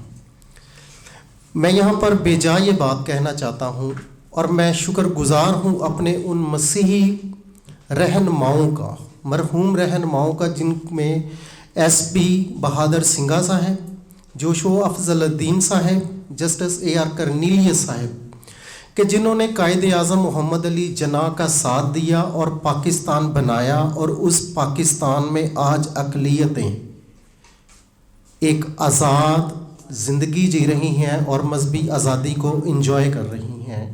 और ये सारे का सारा जो है वो सिला उन सोच को वो जाता है जो कि उन्होंने कायद-ए-आज़म मोहम्मद अली जिन्ना साहब के साथ मिलकर ये बनाई। मेरे पहले दोस्त यहाँ पर कुछ वो फरमा कर गए थे, तो मैं यहाँ पर सिर्फ चंद नाम लेना चाहता हूँ कि इस पाक धरती ने जिन क्रिश्चियंस को, मसीही को, अक़लियतों के सपूतों को जन्म दिया, उनमें काबिल ज़िक्र जो हैं major general Julian Peter, major general Noel Israel Khokhar, group leader Cecil Chaudhary, justice retired Dorab Patel, Bahram D आवारी, स्क्वाड्रन लीडर पीटर क्रिस्टी, नज़ीर लतीफ़, बिशप जॉन जोसेफ शहीद और क्लेमेंट शबाज भट्टी जैसे मसीही, पारसी और हिंदू लोग हैं जिन्होंने इस वतन अज़ीज़ के हवाले से बहुत ज़्यादा काविशें की और जिन्होंने इस मुल्क के लिए नामवर कुर्बानियाँ दी।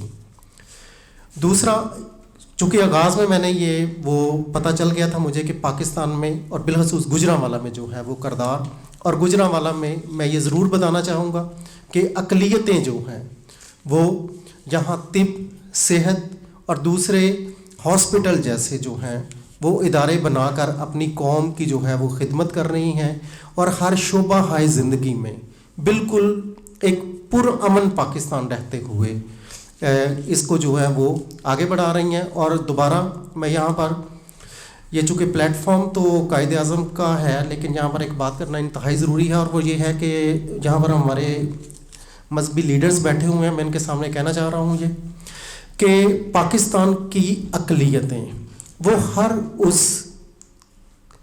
जो भी मजहबी शिद्दत पसंदी के मामलात हैं, खा वो यूरोप से शुरू होते हैं, हाँ वो कहीं से भी शुरू होते हैं, जिससे किसी भी मज़हब की पैरोकारों को उनकी दिल आज़ारी का सबब बनते हैं। मैं आज इस प्लेटफॉर्म पे उन तमाम इक़दामात की भरपूर मज़म्मत करता हूँ और अक़लियतें इस मज़म्मत को करती भी आई हैं और इंशाल्लाह करती भी रहेंगी।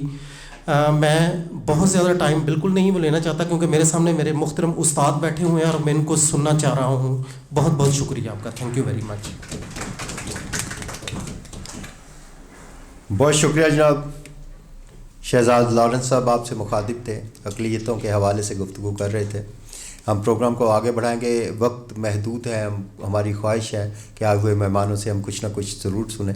मैं अभी जिस शख्सियत को यहाँ पे बुलाने के लिए जा रहा हूँ, गुजरांवाला का एक बहुत बड़ा नाम, हर हवाले से उनका नाम बहुत बड़ा है।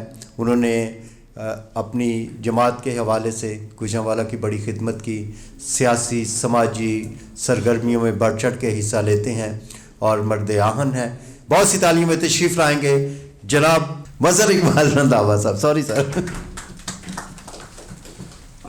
मेरे इंतहाई मोहतरम उस्ताद ज़ीवकार प्रोफेसर अकरम साहब, मेरे भाई मोहतरम सईद ताज साहब, प्रोफेसर शहजाद लारेंस साहब, मेरे प्यारे भाई डॉक्टर फ़रूक भट्टी साहब, मोहतरम मियाँ अतीक साहब, पता नहीं आज तक आपसे तारफ़ क्यों नहीं हो सका, अब मुझे लगता है आपके पास हाज़िरी देनी पड़ेगी। ताहिर बाहू साहब, इस प्रोग्राम के सारे मुंतज़मीन, मेज़बान, मौजू देख के कभी मुझे लगा कि ये तीन मौज़ूआत हैं, पाकिस्तान, कायद-ए-आज़म, पाकिस्तान, अक़लियतें। फिर मुझे लगा नहीं एक ही है, कायद-ए-आज़म का पाकिस्तान और अक़लियतें।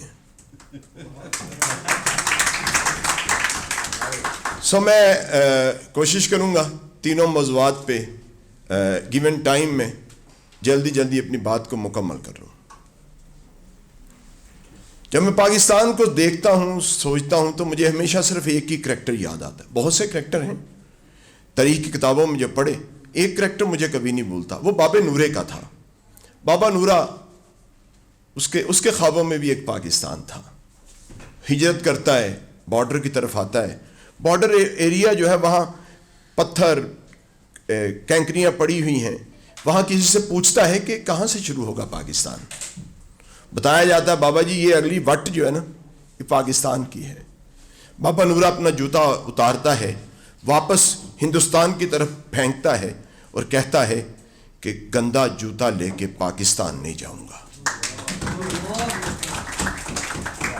ये था वो ख्वाब जिसकी तकमील कायद ने की, एक पाक धरती जहाँ अमन होगा, मोहब्बत होगी, जहाँ इंसाफ होगा, रियासत होगी माँ जैसी। नहीं मिला। बाबू साहब कह गए ट्रेजिडी, मुझे लगा शायद उन्हें 1970 याद आ गया, जब कायद का वो पाकिस्तान हमने अपनी आंखों से दो लख्त होते देख लिया। और कायद ने जो पाकिस्तान दिया था, कायद कैसा पाकिस्तान चाहते थे, मैं मुख्तसरन बड़ी कटिंग करते हुए 2-3 वाक़यात آپ کے ساتھ ضرور شیئر کرنا چاہوں گا. جنرل گل حسن قائد اعظم کے ADC تھے. وہ اپنی کتاب میں واقعہ لکھتے ہیں کہ قائد اعظم بیمار تھے. ایئر ایمبولینس یا جہاز کا تو پتہ نہیں سوال تھا کہ نہیں تھا, ایک گاڑی میں ڈال کے, جسے شاید ایمبولینس ہی کہا گیا تھا, قائد اعظم کو روانہ کر دیا گیا زیارت. طبیعت بھی خراب تھی. آگے پھاٹک آ گیا, اس دور کا ریلوے پھاٹک, اور پھاٹک والا اور میسج, اور کب کھلتا کب بند. ہم نے دیکھا ہے آدھا گھنٹہ پھاٹک بند رہتا. تو قائد اعظم کے دور میں تو پتہ نہیں کیا حشر ہوگا اس پھاٹک کا. پھاٹک بند ہو گیا. اس وقت کے کیپٹن گل حسن نیچے اترے. پھاٹک والے کو کہا کہ پتہ ہے گاڑی میں کون ہے؟ بتایا کہ محمد علی جناح, قائد ملت, قائد اعظم. تو وہ کہتا ہے, پھاٹک کھولتا ہے. گل حسن کہتے ہیں میں واپس آتا ہوں قائد کے پاس, گاڑی میں بیٹھتا ہوں, مجھے پوچھتے ہیں کیا کہا ہے؟ کہتا میں نے انہیں بتایا کہ آپ گاڑی میں ہیں, اس لیے اس نے پھاٹک کھول دیا. قائد اعظم کا چہرہ سرخ ہو گیا اور انہوں نے کہا اس ملک کے اندر کسی کو قانون توڑنے کی اجازت نہیں ہوگی. پہلی بات یہ ہے قائد اعظم. ایک دوسرا واقعہ مختصراً, قائد اعظم بیمار تھے. کرنل الہی بخش نے فاطمہ جناح کو کہا, فاطمہ جناح کو پیار سے کہتے تھے فاتی, کہا فاتی کچھ ایسی چیز کا بندوبست کرو کہ جو پسند آئے کھا سکیں. انہوں نے کہا کہ بھائی ایک ہمارے کک ہوا کرتے تھے بشیر, ان کے ہاتھ کا کھانا بڑے شوق سے کھاتے تھے. اب بشیر کو کہاں سے ڈھونڈیں؟ بشیر تو کہیں جا چکا, مائیگریٹ کر کے, ہندوستان کا رہنے والا تھا, مائیگریٹ کی کہیں. فاطمہ جناح نے کہا کہ اس کو ڈھونڈا جائے. اس وقت کی پنجاب حکومت نے لائل پور سے بشیر کو ڈھونڈ نکالا. بشیر کو ڈھونڈ کے زیارت بھجوا دیا گیا. زیارت گئے, کھانا پکا, قائد نے کھانے کی سمیل دیکھی اور یہ کہا کہ مجھے اس کھانے میں سے مجھے بشیر کے ہاتھوں کی خوشبو آ رہی ہے. فاطمہ جناح نے بتایا کہ بھائی ہم نے بڑی مشکل سے ڈھونڈا ہے اور وہ بشیر کو وہاں سے لایا گیا ہے. اور قائد اعظم نے پوچھا کہ اس کے لانے پہ جو خرچ ہے, انہوں نے کہا وہ تو اسٹیٹ نے کیا ہوگا. قائد اعظم نے کاغذ منگوایا اور حکم نامہ لکھا کہ کسی کے اوپر پاکستان کی ریاست کا کوئی پیسہ خرچ نہیں کیا جائے گا. اس کے ڈھونڈنے کے لیے جتنا پیسہ لگا ہے میرے اکاؤنٹ سے ڈرا کیا جائے. اور میرا خیال ہے ٹائم کم ہے, دل کرتا ہے قائد کی بڑی بڑی باتیں, بڑی یادیں جن کو ہم نے رون دیا اپنی طاقت کے بل بوتے پہ. ہم نے کبھی پھاٹک پہ تو تصور ہی نہیں ہے کسی با اختیار کو رکتے آپ نے کبھی دیکھا؟ پھاٹک توڑ دیے جائیں, ٹرینیں الٹا دی جائیں, بڑا صاحب گزرے گا. یہ میں نے دیکھا ہے. میں نے یہ دیکھا ہے کہ جن کے گھر میں تو اتنا کچھ نہیں پکتا, جب انہیں سرکاری اختیار ملتا ہے تو وہاں پھر پتہ نہیں کہاں کہاں سے جہازوں پہ اور ہیلی کاپٹروں میں کھانے جایا کرتے ہیں. اور بہت سی چیزوں کو چھوڑتے ہوئے میں آخری بات اقلیتوں پہ کرتا ہوں. اچھا, میں ذاتی طور پہ سمجھتا ہوں آج کل ویسے ہم کمپین پیس پہ کر رہے ہیں, اقلیت نہیں. ابھی قائد اعظم کی بات ہم نے سنی, قائد اعظم نے جو کہا تھا میرا حال ہے اس کی روح یہ تھی کہ پاکستانی برادری, ہم یہ سمجھتے ہیں کہ اس اسٹیٹ کے اندر, اس ریاست کے اندر ہم اگر زبان بولنے والے مختلف زبانوں والے لوگ ہیں, ہم یہاں مختلف مذاہب کے لوگ ہیں, مذہبی اعتبار سے ہیں, لیکن جب ہم پاکستان کی چار دیواری کے اندر جو سارے موجود ہیں جن کی وفا پاکستان کے ساتھ ہے تو وہ صرف پاکستانی ہے اور وہ پاکستانی برادری ہے. اور میں تو اپنے ان اقلیتی بھائیوں کو, وہ کرسچن ہوں, وہ مذہبی اعتبار سے وہ پارسی ہوں, وہ ہندو ہوں, وہ سکھ ہوں, جو پاکستان کے اندر رہ رہے ہیں, وہ ہمارے بھائی ہیں, ہماری برادری ہیں. ہم انہیں پاکستانی سمجھتے ہیں. Thank you very much. جناب مزل اقبال رنداوا صاحب، بڑا خوبصورت انداز اور پرتاثیر باتیں ان کی، جی چاہتا تھا کہ سنتے ہی جائیں، لیکن رنداوا صاحب کسی اور محفل میں کسی دن آپ کے ساتھ، یہ بڑی خوبصورت باتیں ہیں، تاریخی باتیں ہیں، اور آپ کا انداز بیاں جس طریقے سے آپ بیان کر رہے ہیں دل پہ اثر کرتی ہیں. آپ نے بڑی خوبصورت باتیں کی، آپ کا بہت شکریہ. قابل احترام مہمانان گرامی، ہمارے مہمان پروفیسر عابد سیالوی صاحب بھی تشریف لائے ہیں، انہیں ہم خوش آمدید کہتے ہیں، دیر سے آئے. آپ کا بہت شکریہ، آپ تشریف لے ہیں. ہم پروگرام کے تقریباً وائنڈ اپ کی طرف پہنچ چکے ہیں، تو میں ابھی جس شخصیت کو یہاں پہ بلانے کے لیے جا رہا ہوں، آپ ڈائریکٹر ہیں تاج اسلامک سینٹر گوجرانوالہ کے اور ریسرچ سینٹر کے، اور بڑی ریسرچ کر رہے ہیں، اور ہماری خوش قسمتی آج کی اس شام میں ہمارے ساتھ ہیں.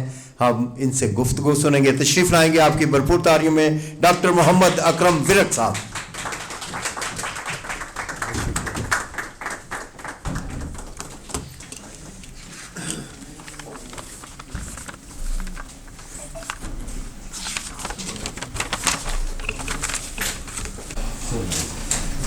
السلام علیکم ورحمۃ اللہ وبرکاتہ. نحمدہ ونصلی ونسلم علی رسولہ الکریم، اما بعد فاعوذ باللہ من الشیطان الرجیم، بسم اللہ الرحمن الرحیم. سب سے پہلے تو میں آج کی اس تقریب کے جو منتظمین ہیں ان کو مبارکباد پیش کرنا چاہوں گا. بڑے اہم موضوع پر انہوں نے اس تقریب کا اہتمام کیا، اور تمام مہمانان گرامی اور حاضرین جو اس تقریب میں شریک ہیں وہ بھی یقیناً مبارکباد کے مستحق ہیں کہ ایک اہم موضوع پر ہمیں باہمی گفتگو کرنے کا، ایک دوسرے سے سننے سنانے کا موقع ملا ہے. رنداوا صاحب نے بڑی زبردست گفتگو فرمائی، میں اسے تھوڑا سا مزید اسے ہی آگے بڑھاؤں گا. باہو صاحب نے بہت اچھی باتیں کی، اللہ تعالیٰ جزائے خیر عطا فرمائے. سب نے جو گفتگو کی ہے، آخر میں گفتگو کا جو موقع آتا ہے تو اس میں ایک مسئلہ یہ بھی ہوتا ہے کہ موضوع کے جو ریلیونٹ بہت سارے نکات آ جاتے ہیں، تو پھر آخری آدمی جو ہے اس کے لیے بہرحال باقی کچھ نہیں رہتا. لیکن بہرحال میں جس طرح مظہر اقبال رنداوا صاحب نے توجہ دلائی کہ موضوع جو ہے وہ ہے قائد اعظم پاکستان اور اقلیتیں. میں چونکہ مذہب کا طالب علم ہوں، اور یہ ملک جو ہے یہ اسلام کے نام پر حاصل کیا گیا. پاکستان کا جو دستور اور آئین ہے اس کی بنیاد قرآن و سنت ہے. اس تناظر میں میں سمجھتا ہوں کہ یہ بڑا لازم ہے کہ ہم یہ سمجھیں کہ قائد اعظم کا، علامہ اقبال کا ویژن کیا تھا، اور ہمیں پاکستان کیسا پاکستان چاہیے. اور اس وقت جو پاکستان کے اندر علمی، فکری اور عملی انتشار ہے، اس کو شعوری طور پر ہم سمجھنے کی کوشش کریں، ان اسباب کی کھوج لگائیں جو اس انتشار کا سبب ہیں، اور پھر یہ کہ ہمیں کیا کرنا چاہیے. یہی 3 باتیں میں آپ کی خدمت میں عرض کروں گا. پہلی بات جو بڑی زبردست بات کی گئی، اقلیت کا جو لفظ ہے یہ بالکل اس کی ضرورت نہیں ہے. پیغمبر اسلام صلی اللہ علیہ وسلم کی سیرت سے یہ بات ہمیں سمجھ آتی ہے کہ آپ اور صحابہ کرام اور ریاست مدینہ کہ آپ کوئی ایسا ایکٹ نہ کریں، کوئی ایسا عمل نہ کریں جس سے اقلیتوں کے حقوق متاثر ہوں یا ان کی عزت نفس متاثر ہوں. چونکہ وقت اتنا نہیں ہے، کہا گیا کہ سمندر کو یا دریا کو، جس چیز کو بھی، یا کسی چھوٹی اس سے چیز کو کوزے میں بند کرنا ہے. تو کوزہ کتنا ہے، یہ بھی 10 منٹ کا کوزہ ہوگا زیادہ سے زیادہ، 10-12 منٹ کا. تو لہذا میں مختصر بات کروں گا. 22 ہجری ہے، فاروق اعظم رضی اللہ تعالیٰ کا دور ہے. اسلامی لشکر فتوحات پر فتوحات کرتے ہوئے رومی سلطنت کے دروازوں پر دستک دے رہا ہے، اور شام کا علاقہ بنو تغلب کا قبیلہ اسلامی حضرت عمیر بن سعد علامہ بلازری نے فتوح البلدان کے اندر یہ پورا واقعہ تفصیل سے لکھا ہے۔ تو جب اس علاقے کے اندر اسلامی فوجیں داخل ہوئیں تو بنو تغلب جو تھا یہ عیسائی قبیلہ تھا، اس نے وہاں سے ہجرت کرنی چاہی۔ بڑا رچ قبیلہ تھا، پوری زمینیں انہوں نے آباد کی ہوئی تھیں۔ اسلامی لشکر کے سالار نے یہ ان سے کہا کہ آپ یہاں سے کیوں جا رہے ہیں، آپ یہیں پر رکیے، آپ رومی سلطنت کی طرف اپنا ہجرت کرنا چاہتے ہیں تو یہ نہ کیجیے، ہم آپ کے حقوق کا تحفظ کریں گے۔ تو صرف اس وجہ سے اس قبیلے نے وہاں رکنے سے انکار کر دیا کہ آپ کے مذہب کے اندر غیر مسلموں سے جو جزیہ لیا جاتا ہے، اس سے ہم سمجھتے ہیں کہ ہماری عزت نفس مجروح ہوگی، ہماری جو جس طرح اقلیت کے لفظ سے ایک طرح کی تحقیر کا پہلو نکلتا ہے نا، اسی طرح جزیہ کے لفظ، حالانکہ یہ قرآن کا لفظ ہے، قرآن نے یہ لفظ استعمال کیا ہے، اور ہمارا ہمارے جو متون ہیں، جو ہمارا ٹیکسٹ ہے قرآن، حدیث، فقہ، اس میں یہ الفاظ استعمال ہوئے ہیں۔ عمیر بن سعد نے خط لکھا فاروق اعظم رضی اللہ تعالیٰ عنہ کہ یہ مسئلہ ہے، قبیلہ اگر یہ یہاں سے چلا گیا تو علاقہ اجڑ جائے گا، اور ان کا عذر یہ ہے کہ آپ جزیہ لیں گے، جزیہ ہماری عزت نفس کے خلاف ہے، ہم ہجرت کریں گے۔ جوابی خط لکھا حضرت عمر فاروق رضی اللہ تعالیٰ عنہ نے، اور فرمایا کہ آپ ان سے جزیے کی بجائے، اگر ان کو جزیے کے لفظ سے تحقیر کا پہلو نکلتا ہے تو آپ جزیے کی بجائے ان سے صدقہ وصول کر لیجئے۔ لفظ تبدیل کر دیا۔ کہنے کا مطلب یہ ہے کہ مدینہ کی ریاست وہ ریاست ہے کہ جس میں یہ، میں ذرا تھوڑا سا اس کو، رنداوا صاحب چونکہ پولیٹیکل سائنس کے استاد ہیں اور طالب علم اور لیڈر ہیں، تو میں کہتا ہوں کہ ذرا سیکولر کا جو لفظ ہے نا، اس کو ذرا ہم ایک اور معنی میں لے لیں۔ یہ لا دینیت اور لا مذہبیت سے ہٹ کر اس کو رواداری کے معنی میں لے لیں۔ ان معنوں میں میں کہتا ہوں کہ اسلامی ریاست ہی صحیح معنوں میں ایک سیکولر ریاست ہوتی ہے۔ آپ منٹ کمری واٹ نے جو محمد ایٹ مدینہ اس کی کتاب ہے، اس میں معاہدہ نجران، اسلام اینڈ کرسچینٹی اور اسلام اینڈ جوش، یہ جو چیپٹر اور یہ جو عنوانات اس نے قائم کر کے وہ معاہدات ذکر کیے ہیں، وہ ذرا آپ پڑھیں۔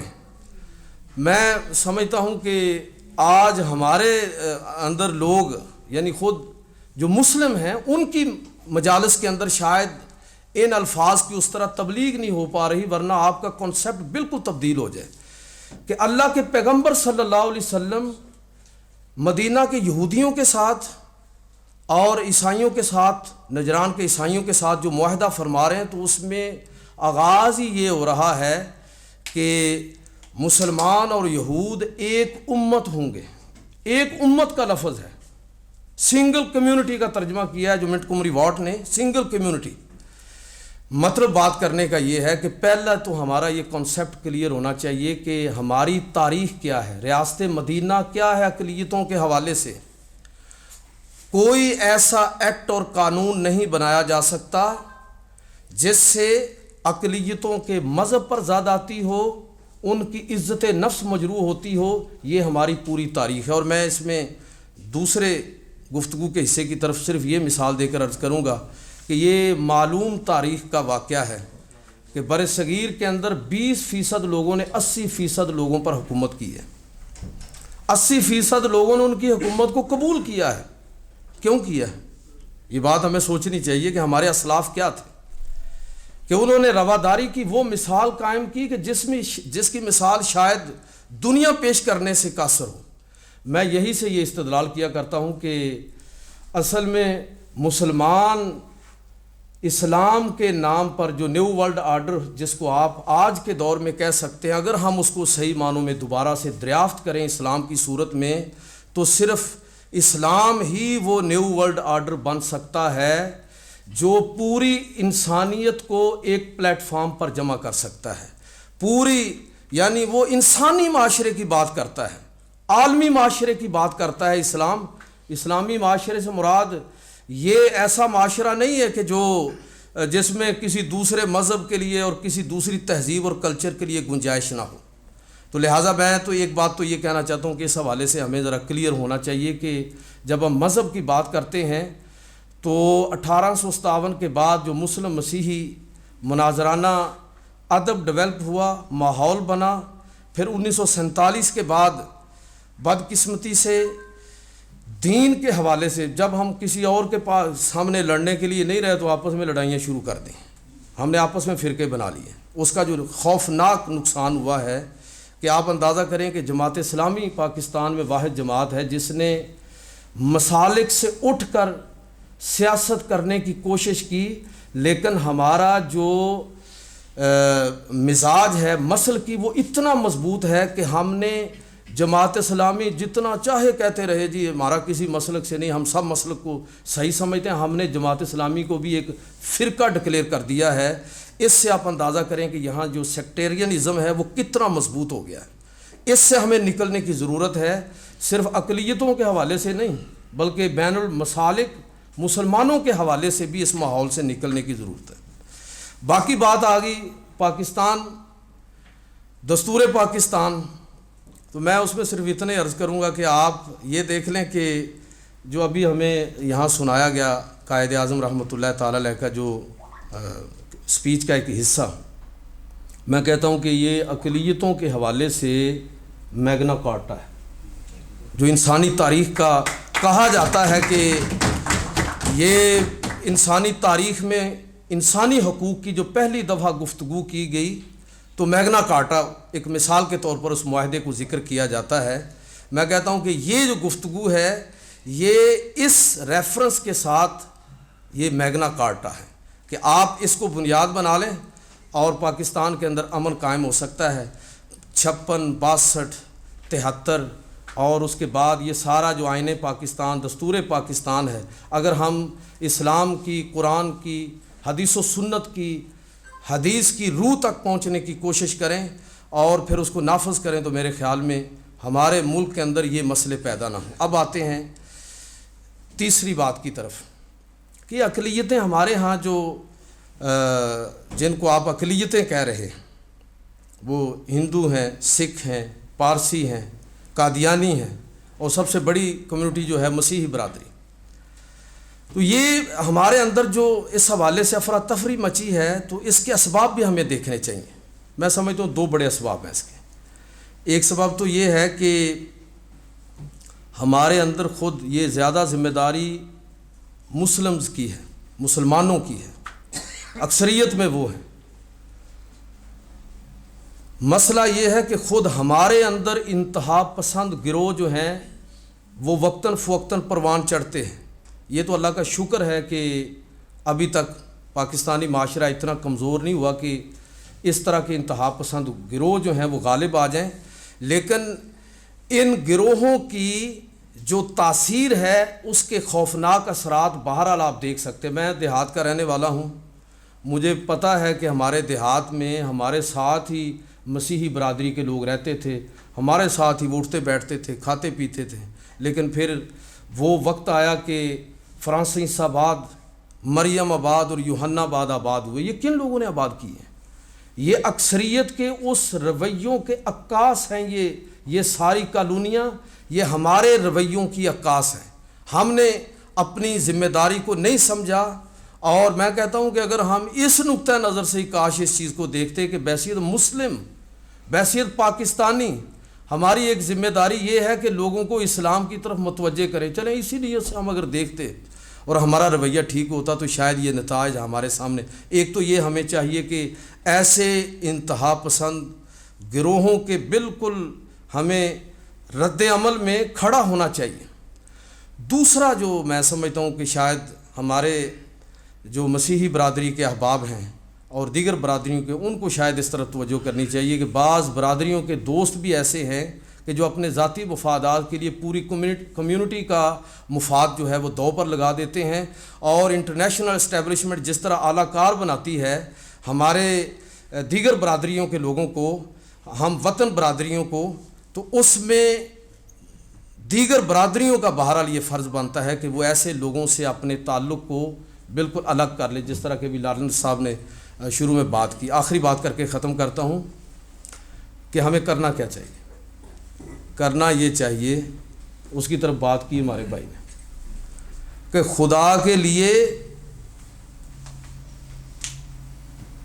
آپ دیگر برادریوں کے جو کارنامے ہیں ان کا اعتراف کرنا سیکھیں.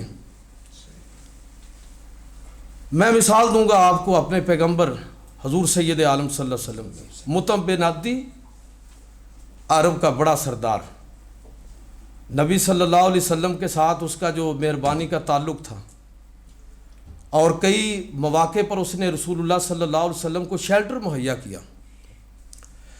تو آپ اس کے بہت قائل تھے.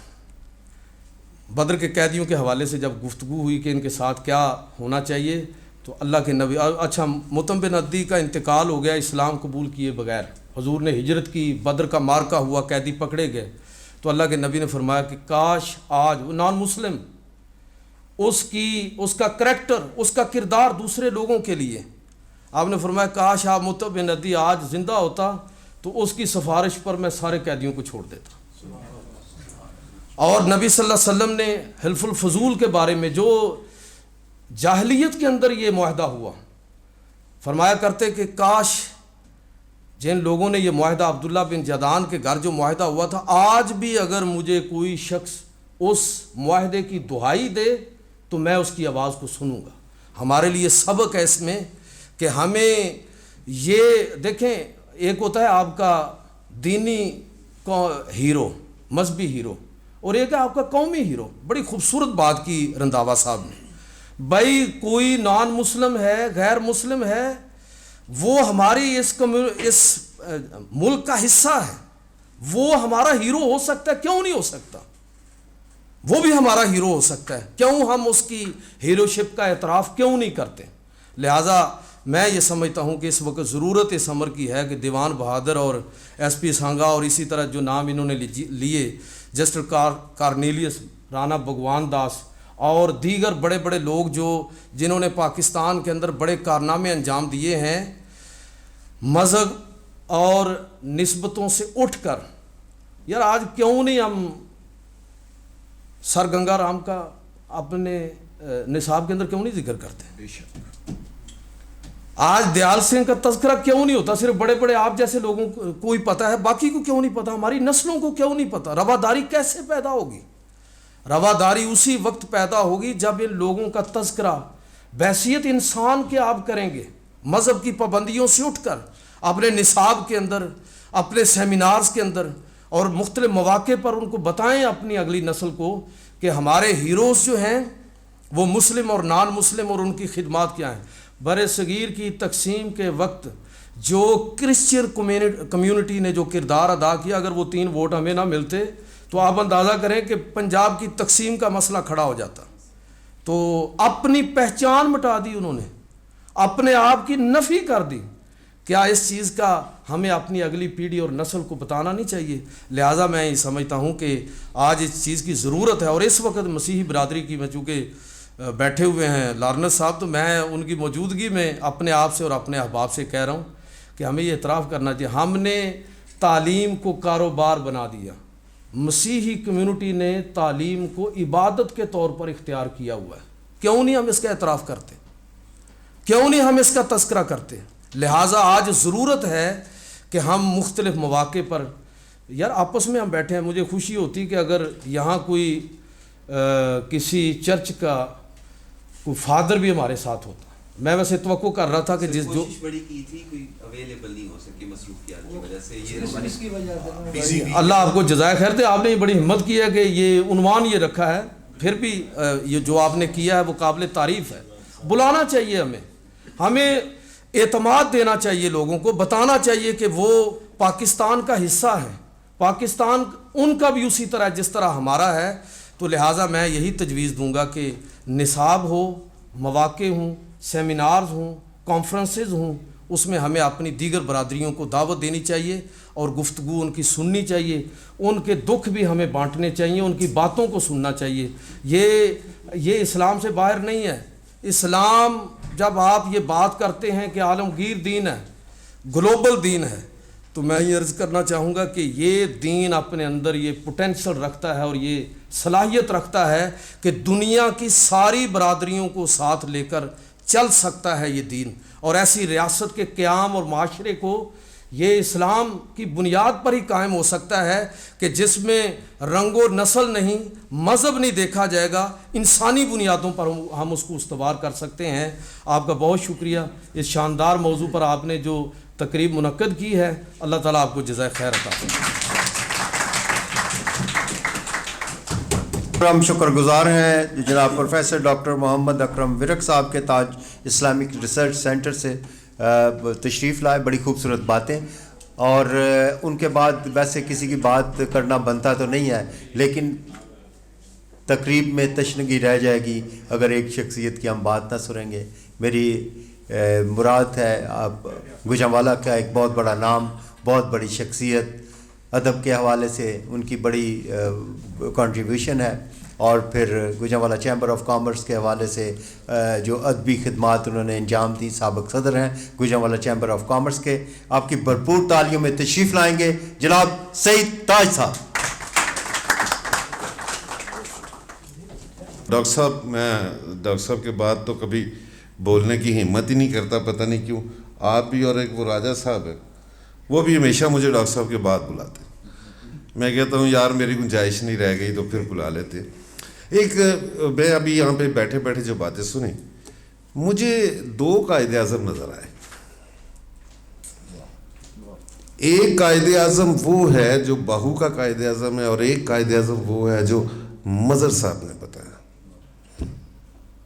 बहू का कायदे आज़म हादसाती तौर पर, मोजज़ाती तौर पर, रूहानियत के साथ कायदे आज़म बना, और जो रंधावा साहब का कायदे आज़म वो तो अपने करैक्टर से कायदे आज़म बनता है। हमें अब ये छोड़ देना चाहिए। अब रूहानियत उतरती नहीं है। रूहानियत क्यों नहीं उतरती है कि ये सुन्नत इलाही है। तुम अच्छे काम करोगे तो वो साथ देगा, नहीं करोगे तो नहीं देगा। तुम्हारा करैक्टर ठीक होगा तो वो रूहानियत उतरेगी, अगर करैक्टर ठीक नहीं होगा तो नहीं उतरेगी। ये उसका लॉ है।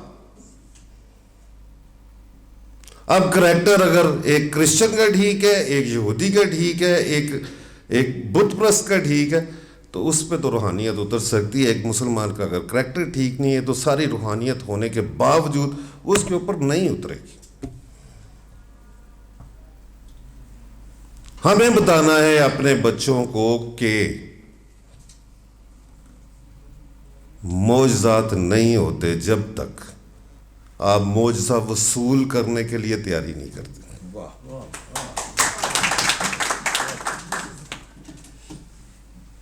अगर आप खुद तैयार ही नहीं है, वो बड़ी खूबसूरत बात कही थी उसने, इशफाक साहब ने कहा ना कि अन फ्लेमिंग से मैंने बात की। अन फ्लेमिंग इंसानियत का मैं कहता हूँ कि मौसद, उससे उसने पूछा ना कि ये इल्म कैसे हासिल करते। उसने कहा जी पाँव में घुंघरियाँ डाल लो, हाथ में कासा पकड़ लो और उससे मांगना शुरू कर दो। अब उसकी नीयत, वो उसका दिल करे तो चंद मोती तुम्हारे कासे में फेंक दे। तो उन्होंने कहा तो क्या इसका मतलब है हमें मेहनत नहीं करनी चाहिए? कहा मेहनत करनी पड़ेगी, अगर कासा ही हाथ में नहीं होगा तो मोती कहाँ ठहरेंगे? कासा पकड़ना मेहनत है, हमें उसके लिए करना पड़ेगा। हमें कायदे आज़म और इकबाल पैदा करने पड़ेंगे। अच्छा, ये भी बड़ी बात है हमारे सारे दोस्तों में, इसमें अगर हम सीधे ना हुए तो हम नहीं बचेंगे। ना खुद कोई अमल किया, ना अगलों को कुछ बताया। ये डॉक्टर साहब की बात मुझे बड़ी अच्छी लगती है हमेशा। ये प्रॉब्लम बताते हैं फिर उसका सलूशन भी बताते हैं।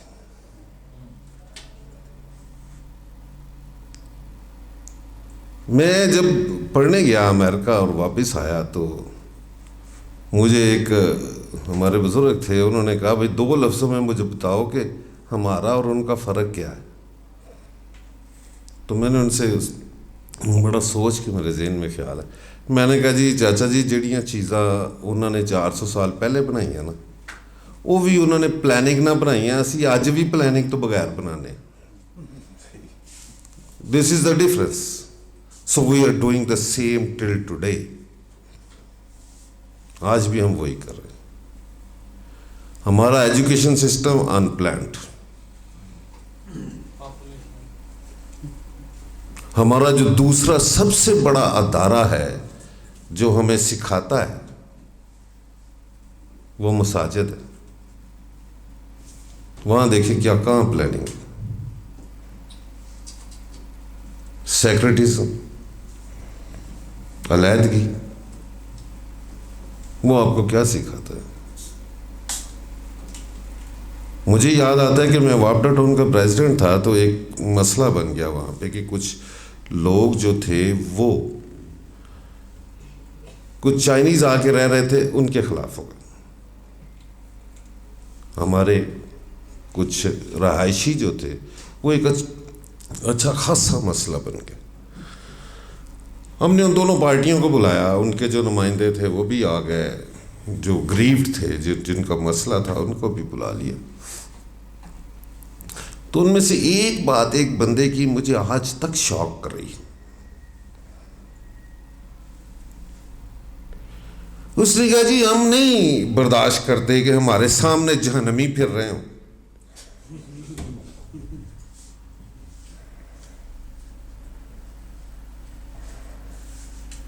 یہ بات اس کی سن کے نا آئی گاٹ اسٹنڈ, مطلب رونگٹے کھڑے ہو گئے کہ یار یہ بندہ کسی کو مطلب کسی دوسرے کو جینے کا حق ہی نہیں دینا چاہتا. اس کو سمجھانے کی کوشش کی کہ بھائی یہ ٹھیک نہیں ہے اس طرح.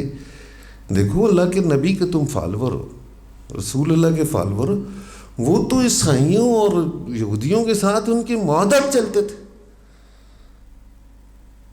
وہ اللہ کے نبی نے تو کہا ہے کہ اہل کتاب کا کھانا جائز ہے, ان سے شادیاں جائز. تو تم اس کو کیا کہہ رہے ہو؟ تم اس کو جینے کا حق نہیں دینا چاہتے. تو بات کرنے کا مقصد یہ ہے کہ یہ تھاٹ اس کے ذہن میں کہاں سے آئی, کس طرح ڈیولپ ہو گئی. ان پلانڈ ہمارا ایجوکیشن سسٹم, ان پلانڈ ہمارا روحانی سسٹم. پھر ہمارے پاس اتنی آزادی ہے, ہم جس مرضی بندے کو ہم وہ کافر کہہ دیں, جس کو مرضی کچھ کہہ دیں. وہ عارفہ سعیدہ کہتی ہیں نا, اس نے بڑی مزیدار بات کی تھی. اس نے کہا یہ کافر شفر کہنا چھوڑ نہ دیں, ہم یہ اللہ کا کام ہے, یہ اسی پہ ہی رہنے دیں.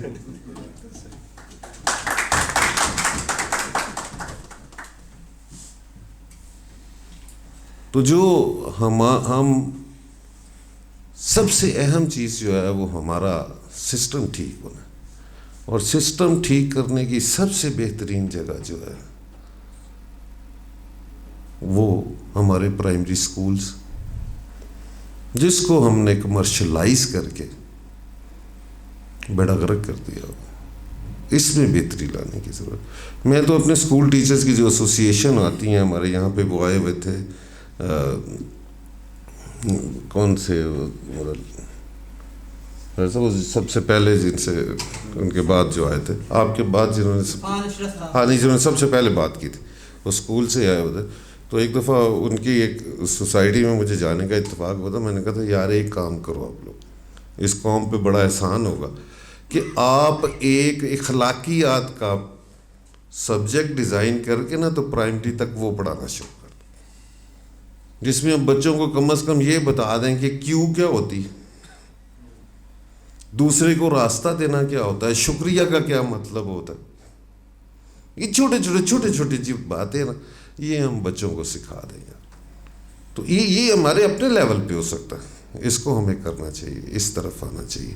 ایک چھوٹی سی بات کر کے اقلیت کے بارے میں اجازت چاہوں گا آپ سے.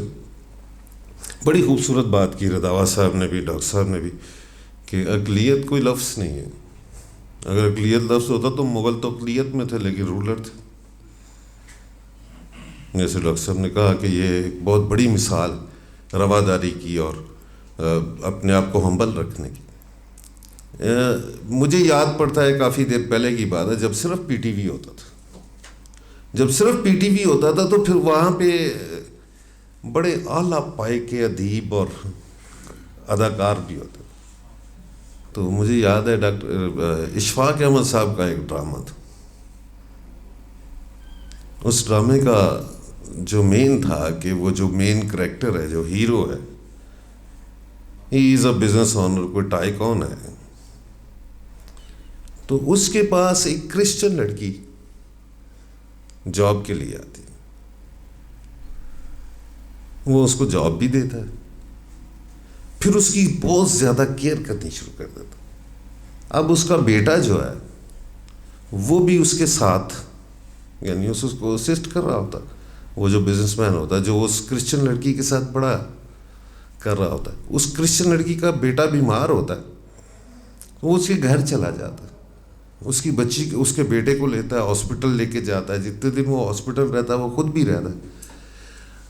الٹیمیٹلی ایک سچویشن کریٹ ہو جاتی ہے کہ ادھر اس کرسچن لڑکی کا ہسبینڈ جو ہوتا ہے وہ اس پہ شک کرنا شروع ہو جاتا ہے, اور ادھر وہ بیٹا بھی شک کر رہا ہوتا ہے باپ پہ, اور جو اس کی بیوی ہوتی ہے وہ تو مطلب دونوں ہاتھ لے کے اس کے پیچھے پڑی ہوئی. وہ اینڈ میں مطلب مبصر صاحب وہ ہے کہ اینڈ میں وہ ساروں کو اکٹھا کرتا ہے, ڈرامہ نگار جو ہے اکٹھا کر کے, تو وہاں پہ ایک ڈائلاگ ہو رہا ہے. اب کرسچن لڑکی بھی بیٹھی ہے, اس کا بیٹا بھی بیٹھا ہے, اس کی بیوی بھی بیٹھی ہے, سارے اس پہ بے طرفے سوال کر رہے ہیں کہ تم, وہ لڑکی کہتی ہے تم میرے پر اتنی وہ اعزازات مجھے کیوں دیتے ہو کہ میری زندگی میرے لیے عذاب بن گئی. اس کی بیوی کہتی ہے میں نے ساری زندگی تمہارے لیے گزار دی, تم اس عمر میں آ کے میرا منہ کالا کر رہے. بیٹا کہتا آپ نے مجھے باپ کہنے کے قابل نہیں چھوڑا اپنے آپ کو, میں کس کو کہوں گی یہ میرا باپ. وہ ان سب کو کہتا تم لوگ غلط سمجھے, غلط ہے تو پھر یہ سب کیا ہے. کہتا اصل میں تو ایک احسان کا بدلہ چکا رہا ہوں. جی اس نے تمہارے اوپر کیا احسان کیا؟ کہتا اس نے نہیں کیا, اس کے بزرگوں نے کیا تھا. انہوں نے کہا وہ کیا احسان کیا تھا؟ کہتے جب کچھ مسلمان جو بچے کھچے نجاشی کے پاس گئے تھے تو وہ کرسچن تھا, اس نے ان کو بڑا ٹیک کیئر کیا تھا, میں تو وہ احسان اتار رہا. تو سر ہمیں آج کی جو گفتگو اس میں یہی ہے کہ جس نے بھی ہم پہ احسان کیا, اگر ہم اس کی احسان مندی نہیں مانیں گے, اس کا احسان نہیں اتاریں گے, تو ہم اچھے کریکٹر, اچھے لوگ, اچھی امت, اچھی قوم نہیں بن پائیں گے. بہت بہت شکریہ, بہت شکریہ. زمانہ بڑے شوق سے سن رہا تھا, ہم ہی کھو گئے داستاں کہتے کہتے. جناب سعید تاج صاحب, یہاں آپ کی میں جو آپ نے کہا جی کہ مجھے ڈاکٹر صاحب کے بعد نہیں آنا چاہیے تھا, ایک چھوٹی سی بات کر کے میں بھی سب سے اجازت چاہوں گا. جب کوئی فلم ڈائریکٹر یا رائٹر ایک فلم لکھتے ہیں, اس کی سٹوری ہوتی ہے, اس کو لکھتے ہیں, انٹرول تک اس میں کریکٹر بڑھاتے ہیں, بہت ساری چیزیں بڑھاتے ہیں. اس کے بعد انٹرول کے بعد اس کو وائنڈ اپ کی طرف لے کے جانا ہوتا ہے. جو ڈائریکٹر, جو پروڈیوسر اس کو وائنڈ اپ کی طرف لے جا کے کریکٹر کو سمیٹتا نہیں ہے, کہانی کو سمیٹتا نہیں ہے, وہ فلم فلاپ ہو جاتی ہے. تو آپ کو ہم نے اسی کام کے لیے رکھا ہوتا ہے. جب آپ کرتے ہیں تو آپ خوبصورت باتیں کرتے ہیں, اس کے اوپر وائنڈ اپ کرتے ہیں. میں آپ سب مہمانوں کا تہہ دل سے مشکور ہوں, آپ لوگ تشریف لائے, اور انشاءاللہ ایسے خوبصورت سی محفلیں ہم کرتے رہیں گے. ہم مشکور ہیں ڈاکٹر سرفراز مغل صاحب کے, جنہوں نے اتنا خوبصورت پلیٹ فارم مہیا کیا اور ہمیں اتنی اچھی اچھی باتیں سننے اور کرنے کا موقع دیا. اور انہوں نے جس خوبصورت ہاسپٹل کا آغاز کیا وہ بھی بڑا خوبصورت ہے. آج اتفاق سے وہ کسی کام کے سلسلے میں اسلام آباد میں مصروف تھے. انشاءاللہ اگلے کسی پروگرام میں ان سے بھی ملاقات کریں گے. آپ سب لوگ تشریف لائے, آپ کی تشریف آوری کا بہت شکریہ. اور آج کی شام یقیناً یادگار ہوگی. اپنے میزبان بشارت حسین کو یہیں سے اجازت دیجیے گا. اللہ حافظ. پاکستان زندہ باد.